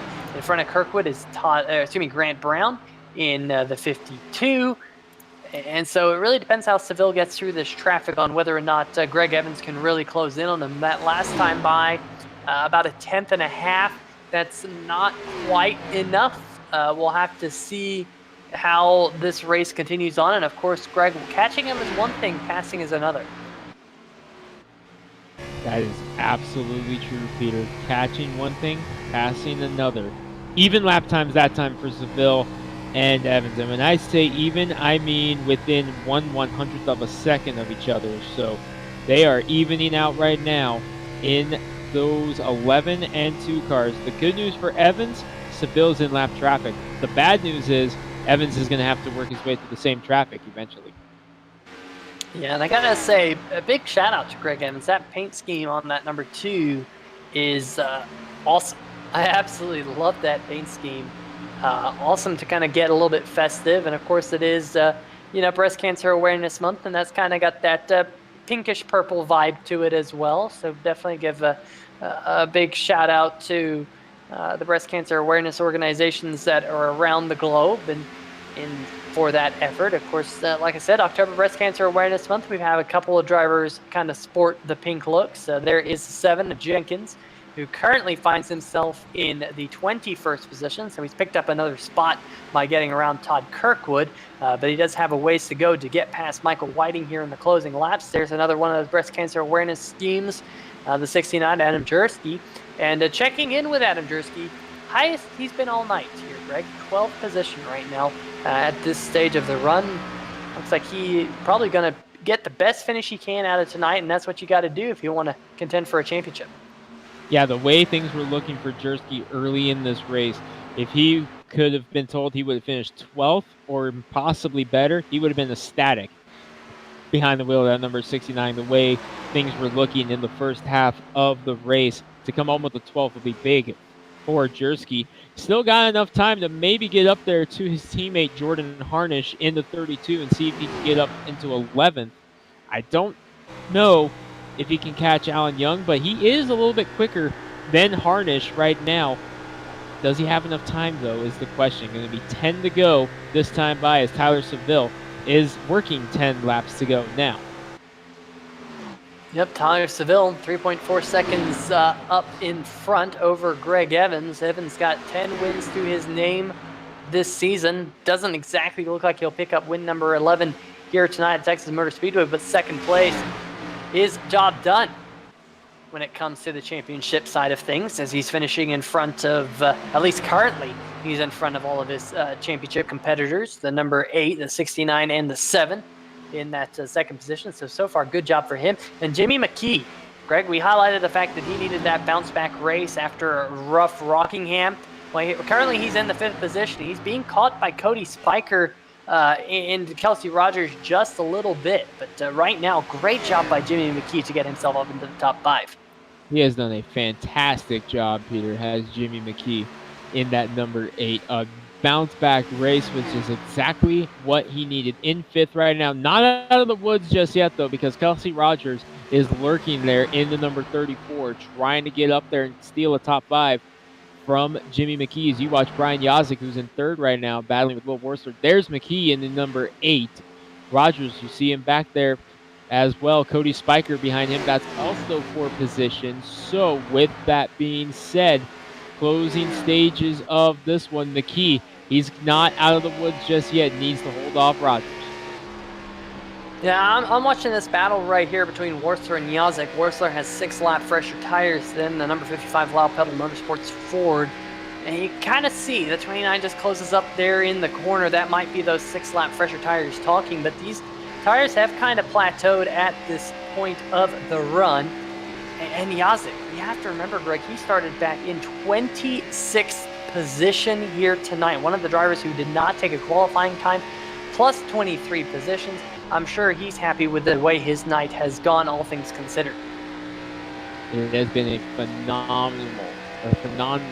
phenomenal, I can't English right now, in the number 11 for Tyler Seville. A great race. We'll just go with that. We're moving forward. 5 laps to go for Tyler Seville. Outstanding effort for him in the number 11, as you were on board with his car owner there, Will Wursler, in the 29. But how about this Tyler Seville? Looking for win number 3 on the season. Michigan, North Wilkesboro, and looking for Texas. 3 different kinds of racing. By the way, look who's in front of him. That's a playoff contender, Adam Jersky, who is catching up to Jordan Harnish, but he's also in danger of going a lap down. Man, I just had a huge moment. I let out a huge gasp because we almost had a wreck on the backstretch between the 29 and the 55. Will Warsler ducked underneath Yazik. Yazik took him all the way down to the white line, and Warsler was able to squeak on by. We'll see if we can download the 3-wide TV replay so we can see exactly what happened between these two. Watch this run. The 29 gets coming out of turn number 2, just drops to the inside. Look at Yazik. He throws the block right there, keeps forcing him down, forces him down below the white line. And just like that, Will Warsler was able to get back up on the racetrack in time and complete that move. So move Warsler up to 3rd. Yazik now back to 4th. They're about 10 seconds behind your race leader, Tyler Seville. So they're out of the picture if we stay clean and green to the end. Just 2 laps to go this time by Tyler Seville. Hits the stripe 3.5 seconds in front of Greg Evans. Trying to pull away. He puts Adam Jersky, playoff contender, a lap down. Jersky, the good news for Jersky is he's going to finish in front of John Jenkins in the number 7. That is crucial for his playoff hopes in that number 69 because he needed to finish in front of Jenkins to get himself back in the mix. He might be able to get a spot from Harnish. The white flag is going to fall here on Tyler Seville, but look behind him. You're on board with Jersky. This is for a position for Jersky. That'll be 1 more point in the hunt for Jersky if he can make this pass. Seville checking out, but we're going to watch this battle between Jersky and Harnish as long as we can. And can you say caution-free bonus? I surely can. I'll tell you what, maybe us up in the 3-wide TV booth can pick up a piece of that. No, I'm just kidding. Because the checkered flag, we didn't see a single caution flag here tonight, but we'll see the checkered flag. And the number 11 of Tyler Seville goes to victory lane here in the Lone Star State. The American Regardless 225 winner, Greg Evans, comes home in 2nd. 3rd position, is that going to go to the number 29 machine? It does look like it. We had a late car on pit road. No, that was Doug Mullins in the number 18 machine. Warsler comes home 3rd. Yazik in 4th. Jimmy McKee rounds out your top 5. Another one of your playoff drivers. Great bounce back run for Jimmy McKee in the McKee Lawn Care Services Chevy. Wow, what a crazy night. To think after all that, John Jenkins finishes down in 19th after leading a heavy chunk of this race. Huge performance for Tyler Seville to get the win. John Jenkins, a heartbreak here tonight after having probably the fastest car in town, Peter, in that number 7. It was between him and this man, Tyler Seville, in the number 11, who picked up his 3rd win of the season and some momentum being built for next week going into the Servpro Wheelman Showdown Championship. Remember, he is the points leader in that regard. Moving into Martinsville next week, some momentum built for Tyler Seville with his 3rd win of the season. Wow. Absolutely spectacular run, and it's going to be great to talk to Tyler Seville. I kind of want to hear from his perspective what kind of led to his win here tonight. I mean, I know he did a little bit of an undercut, and maybe that undercut was exactly what did it for him. Just managed his tires. We mentioned at one point, Greg, that Tyler Seville has known how to manage a race car here, getting that win last week and on Thursday night as the whole Will Warsler Racing team plus AJ Digby lines up here on the front stretch for a little bit of a team photo. Pretty cool to see that. And Seville here, a little bit of a tear late in the season with that win in the Boswell's Country Roads race last Thursday night, and here a win on Tuesday night here at Texas Motor Speedway. Yeah, Tyler Seville getting hot here in the end of this. He got eliminated in the round of 8 because, boy, if he had a performance like that and he was in the championships, it would be look out with that number 11 car. 3rd win of the season for Tyler Seville in that 11. Michigan, Wilkesboro, now Texas. Absolutely. Well, we'll let the Will Warsler Racing team there celebrate on the front stretch. Doug Mullins there in the grass doing some donuts. How about that, folks? But we're going to take a brief step away. We're going to line up some post-race interviews for you, and we'll be right back here on 3-Wide TV.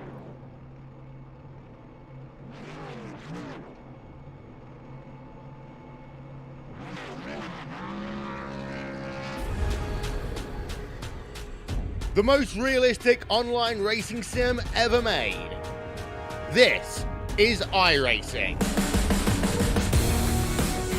Detailed laser scan tracks, fully dynamic real world cars, and over 50 series to choose from. 6 online world championships offering over $100,000 in annual prizes. This is the original esport racing game. This is iRacing.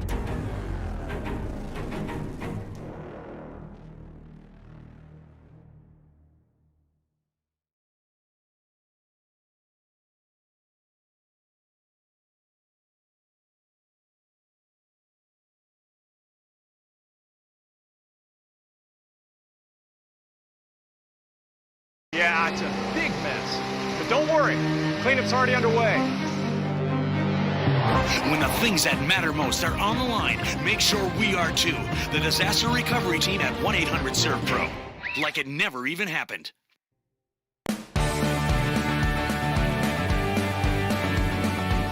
Welcome to Sliced Pizza Bar, where we're passionate about great pizza. All of our food is made fresh daily using only the finest ingredients and techniques. Our chefs put their heart and soul into each pie, and we're sure you'll taste the difference. Located on both the Indian Rocks and Madeira beaches, chances are we're right around the corner for your next pizza night or dinner date. Come give us a try and experience the slice difference.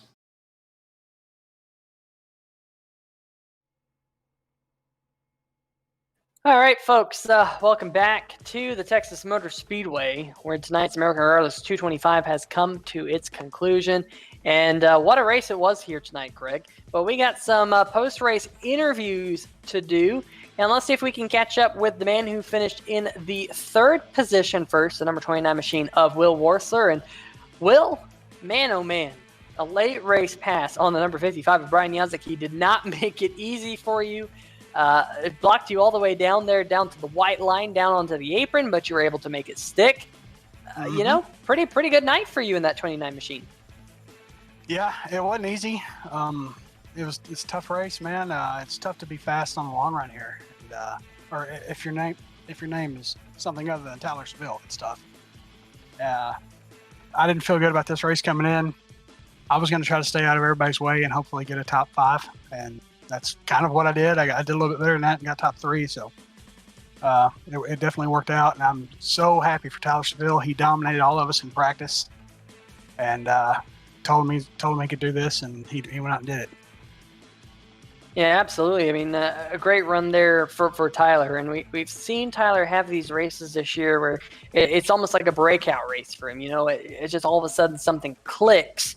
And we saw that again here tonight. We saw that at North Wilkesboro. We saw that at Michigan. And we saw that even last Thursday night in the Boswell's Country Roads Harley-Davidson Series. So definitely the Will Warsler team is doing something right. And for the fans watching here at home, tell them a little bit about you guys and how your team practices, because you guys get a lot of track time every week. We usually do, I'd say 2 or 3. Sometimes maybe 4, depending on the track and how we all feel about it. And we'll kind of go out and kind of decide on what we think the best line is. You know, whoever's fastest, we'll kind of lean on that person. And then the next practice, we'll work on long speed. And then the last practice is just kind of hone that and figure out fuel and pit strategy and all that. Just kind of all put it together. And it's really sweet when you put in the time and the effort, and it comes around to pay off like it did for the team. Yeah, absolutely. A stellar run for you guys here tonight. I know it's going to be another big night for Tyler Seville next week as he goes for the Serve for a Wheelman Showdown Championship. What are your thoughts about going to Martinsville next week? Well, I don't know if you guys recall, but I had the worst race maybe of my ASRS sim racing career. Earlier this year at Martinsville, I wound up causing 2 cautions and getting booted. So I'm gonna do one of 2 things. I'm either gonna get a lot of practice and come prepared to race, or I'm gonna get halfway prepared to race and hang out in the back and try not to cause any trouble. So we'll see. Well, hopefully you don't cause 2 cautions here next week. Of course, caution-free race here tonight. Great to see that. I think the first time this season, and you might have an extra $10 in your iRacing account here by this time next week. How great was it to see a caution-free race? Honestly, it played. I can't really say it played to my strength because I wasn't as fast as Greg or Tyler, obviously, on the long run. But it definitely played to what we practiced and talked about, and what Tyler was obviously good at. So I'm happy and tickled that it went full length green flag racing. And, it'd be great if we could do that every week, because a lot of times there's guys that are fast and they deserve to get good finishes, and then a late race caution comes out or something, and they, it doesn't work out for them. And that happens week in and week out. It happens to us, happens to guys on other teams. And it's good when, you can't really argue with anything when it goes green the whole way. Absolutely. Well, before we let you go, you got any shout outs for us? Yeah, I got to give a shout out to my team. Guys been putting in the work, and Tyler more so than anybody, and it's obviously paid off. Give a shout out to Richard Fletcher. He's on vacation, couldn't be here this week. Hope he's having fun. Hope he got to watch a little bit of the race. My wife wasn't in chat tonight. She was at grandkids basketball game. Got to thank her for the support she gives me every week. And my sponsors, Slice Pizza Bar, Porcupines, Jim and Sam for putting on the league, and as always, 3 Wide for being the best sim racing broadcaster there is. Man, I'll tell you what, when we're up there with the Green Kids basketball game, we're going somewhere here on 3 Wide TV. Well, I'll tell you what. Thanks for the support. We really appreciate it, and thanks for stopping by here in the booth. Congratulations on your 3rd place finish, and hopefully you don't get booted next week at Martinsville. Best of luck. I appreciate it, guys. Thank you.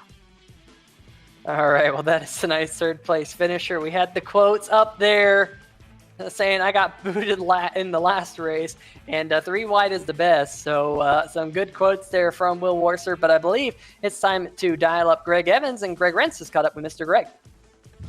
And Greg Evans, another great performance for you here tonight at Texas. Up there leading laps in this one, battling it out with Jenkins, and then, of course, the battles with Seville, Worsler, Yazik, McKee.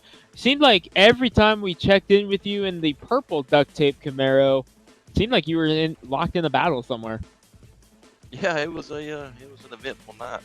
It's not like I couldn't get away from anybody until about the last 20 laps, and I started catching Tyler a little bit, and that's when I kind of realized that John had I'm not exactly sure what happened to the 7, but I looked back and he was a lap down, and I was like, well, I think I'm just going to ride here. So I knew I didn't really have a chance of catching Tyler much as far as ahead as he was, and we definitely needed a good points tonight. So 2nd place is not exactly what we want, but with everything considered, can't complain with everything and how it turned out for us tonight. You mentioned needing a good points tonight. 2nd place on the night, 19 laps led, and the highest finishing playoff driver. Only Jimmy McKee was able to finish in the top 10 with you as far as playoff drivers go. So after a great run at Rockingham last week, another solid run here, and the guy who finished ahead of you last time out, John Jenkins, having the issues on pit road, which relegated him to a 19th place finish. That's got to make you feel pretty good moving into Martinsville next week. We're usually pretty good at Martinsville, but it is a short track, top paper clip, so anything can happen. Hopefully we can qualify up front, stay up front all night, and have a pretty good night there. I'd love to get a win and kind of just have to really manage Phoenix, but like I said, with Martinsville, you just never know. But we'll do the best we can and see what happens. And Greg, talking about Martinsville next week, not only is it the hunt for the Hacksaw PC's Premier Series Championship, it's also the finale of the Surf Pro Wheelman Showdown, and it's between you and your race winner this evening, Tyler Seville. You guys are the final 2 in contention for it. Is that going to weigh in your mind at all moving into Martinsville, or are you going to keep that in the thought just a little bit? Hey, there's also something on the line tonight as well, other than just trying to set yourself up for Phoenix? That's a good question. I don't really know. I would love to win the wheel, and wrap that up. We've had some bad luck in the last one at the Roval, and it put us in this position of having to race for it now. But I really think I've got to think big picture here, and try to go for the championship. If it gets down to a point where if it's a championship or the wheel, I've definitely got to choose a championship. But yeah, I'd love to win that wheel. It just kind of all depends on how it plays out. has a chance to get a new PC and a new wheel, pretty much an entire new sim rig coming to you next year if you can pull both of these off. But Greg, Martinsville next week after a solid second here tonight in No Limits, Texas, a caution-free race. Thank your sponsors, my friend. Yeah, man, I definitely got to thank Duct Tape and Sure Tape, Freightliner, Detroit Diesel, Carolina Sim Works, iRacing iFlag, all the guys from Steel Horse Racing, and my teammates over here, Sam Crow and John Vilvarillis. They kind of kept me calm tonight. And thank you guys for broadcasting. Thank Hacksaw PCs for sponsoring the series, and hopefully we can have a good next 2 weeks and wrap this thing up. Second place, Greg Evans, another great run. Congratulations. Thank you, guys. Y'all have a good night. Like I said, thank you guys for broadcasting. Absolutely. And of course, I was just going to say, Greg Evans, he is just 2 points behind Tyler Seville in the standings for the Surf Pro Wheelman Showdown. So that will be a fantastic battle next week. But let's talk to the man who Greg Evans is battling with here for that championship, within a championship next week, Tyler Seville, because not only is he battling for that Surf Pro Wheelman Showdown championship in a week from now, he's also tonight's race winner. Tyler, very, very impressive run for that number 11 machine. In that first run, we didn't really see you get out front. We kind of saw you lurking, if you will, just a couple positions on back, but you came down pit road, a little bit of an undercut, and that really helped that number 11 machine get out front, and you really did not look back from there. Yeah, that first stint, I knew it was just about being patient because I kind of messed up qualifying and qualified outside the top 10 there.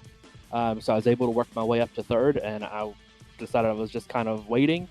And then I pitted and came out behind Greg there, and I looked at my tire wear and figured I could push it some more. So that's what I did, and I just didn't stop. Yeah, very, very impressive run. You got up to the front. You got out to the race lead. You led 68 laps here tonight, so almost exactly half of the race. I mean, what was it, about this race here tonight that kind of just clicked? Was it a lot of practice time this week? Was it the racetrack? Because it seems like, you've got 3 wins now under your name this season, and it seems like every single one has just been, and I mentioned this to Will, just kind of clicks. All of a sudden, things just align for you, similar to what we saw last week at Rockingham, where you just lights out domination and rock the field and get the win. Yeah, it's a real shame that I missed the cut for this final round of the playoffs, or I feel like I would have been a real threat. But really, it's a combination of all of it. We do a lot of team activities together, so we practice a good bit. We've also gotten into playing Rocket League as a team, so it's good team bonding. And then, so in practice earlier today, I commented to them, I'm like, this reminds me of Michigan, where it could go green for a long time like Michigan did. And then for some reason, I got it imprinted into my mind not to overdrive turns 1 and 2. And if you get a good run off of 2, that sets you up for the entire rest of the track there. And nobody was able to get underneath me in 1 and 2 or even get a run on me coming out of 2. So I think that's really what made the difference. Well, I'm sure everyone here on 3Wide TV making notes, and I'm sure your competitors are making notes for next year, because, of course, we'll come back to the Texas Motor Speedway in the 2021 Hacksaw PC's Premier Cup Series. The link in the description to the American Sim Racing Series website has next year's schedule, so make sure you go check that out. But, Tyler, I mentioned to Greg that Greg Evans, that is, that you are 2 points to the good next week going into the Surf Pro Wheelman Showdown championship. It's a championship within the overall Hacksaw PC's Premier Cup Series championship, but a very big prize on the line. A very fancy steering wheel goes to the winner of that championship. What are your thoughts about going to Martinsville next week and battling with Greg Evans, who's been so fast all season long, for a big prize? I'm really nervous. Martinsville is not one of my strongest tracks at all, and I know from being there the first race of the year, Greg Evans is going to be tough to beat, but I'm just going to be practicing nonstop. I know my teammates will be good there, and they can help me figure out if I'm missing anything. So I'm going to put a lot of work in, and I'll give it everything I got. All right, well, you heard it here first. Tyler Seville doesn't sound too hopeful for next week, but kind of put in a lot of time, and hopefully you can find a little bit of a groove, much like you did here tonight at the Texas Motor Studio. But Tyler, before we let you go, any shout-outs here tonight for the American Regardless 225? Yeah, I got to thank Slice and Perky Pints. Got to thank my team, everybody at Will Worcester Racing, plus AJ that helps us out. Shout out to Tim at home. And then thanks for you guys for the broadcast. Thanks to Sam and Jim for putting on the league. Looking forward to next week. We are as well up here in the booth. But Tyler, best of luck at Martinsville, and maybe you can pick up that steering wheel trophy. That's the plan. All right, folks, that's going to do it for our post-race interviews here in tonight's American Regardless 225. Like you see up there at the top of the screen, that's the plan. And Greg, the plan is for us to be right here, 3Y TV, same time, same place next week. I feel like both of us have been stumbling over our words here tonight. But Greg, why didn't you stumble over the final race results? Oh, you want me to stumble over the results? I'll do just that, but I'm going to try to keep it in line here. Tyler Seville, win number 3 on the season in his number 11 car for Will Worcester Racing, dominating the second half here in this one, picks up the win over Greg Evans in second. Those two will battle it out for a new steering wheel, courtesy of Serve Pro next week at Martinsville. Will Worcester rounded out the podium with Brian Yazik and playoff driver Jimmy McKee up in the top 5. Evans and McKee, the only 2 playoff drivers in the top 10 here. Peter, Kelsey Rogers comes home in 6th. Cody Spiker, we talked about him a few times. A great run for him. Comes home 7th in the number 19. AJ Digby comes home in 8th after leading 11 laps here tonight. Woody Mahan led 6 laps to finish in the 9th position. Alan Young rounds out the top 10, Peter. Yeah, in the 11th position, first car 1 lap down is one of your playoff drivers, the number 69 of Adam Jersky. He just got around the number 32 of Jordan Harnish there with a couple laps to go. Harnish finishing in 12th. Grant Brown in the 52 coming home in 13th. Sam Crow had a very good start to the race in the number 5 machine, started in 5th. He falls back to 14th for the finishing order. Jason Stewart, on the other hand, he gained 7 spots from where he started 22nd, finishes in 15th. Troy Haight comes home 16th. John Van Varellas in 17th. Tim Knott 18th. And John Jenkins finishing 4th out of the 4 playoff drivers here tonight. He led a good chunk of laps. That pit road speeding penalty under his second pit stops really put a dagger in his race. He ran out of fuel under his first pit stop. Just a night to forget for that number 7 machine, and he will have to bounce back next week at Martinsville and at Phoenix to overcome tonight's tough run. And rounding out your top 20, the number 44 of Michael Whiting there, Greg. Coming home in 21st position was Alex Giese in the number 77. Michael Krobach in the number 86 comes home 22nd. You'll find Pete Baskins rounding or there as well. Todd Kirkwood in 23rd, then Pete Baskins. Brad Lee, the 01. Remember, he had to start at the back after having a pass-through penalty to start the race off. Richard Stallings had those connection issues in the 17, finishes 26th. Doug Mullins, 27th, 30 laps down. He had some issues with the computer as well, relegating him to 27th. Only 2 drivers were out of the session by the time we went checkered. It was Mark Myers and J.R. Bash. And, of course, Sam Maxwell, the official up in the tower, did not start the race.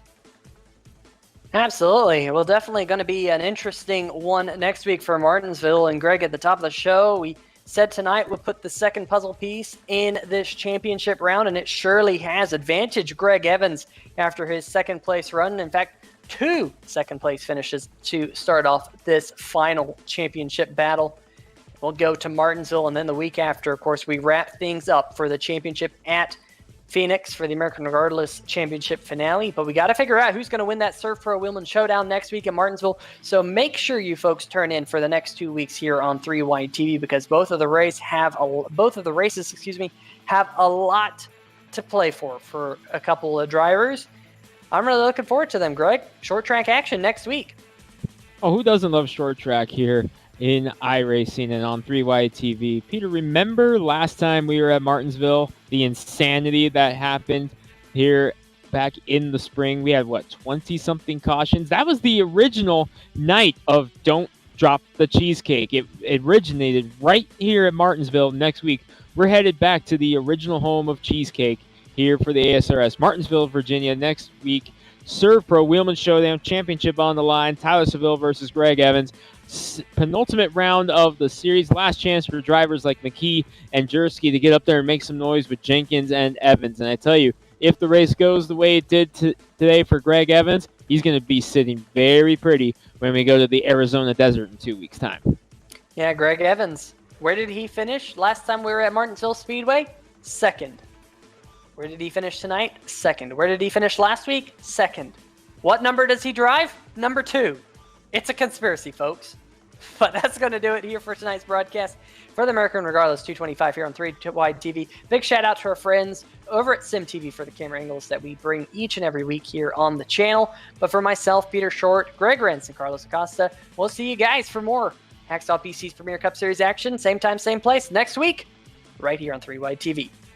See ya!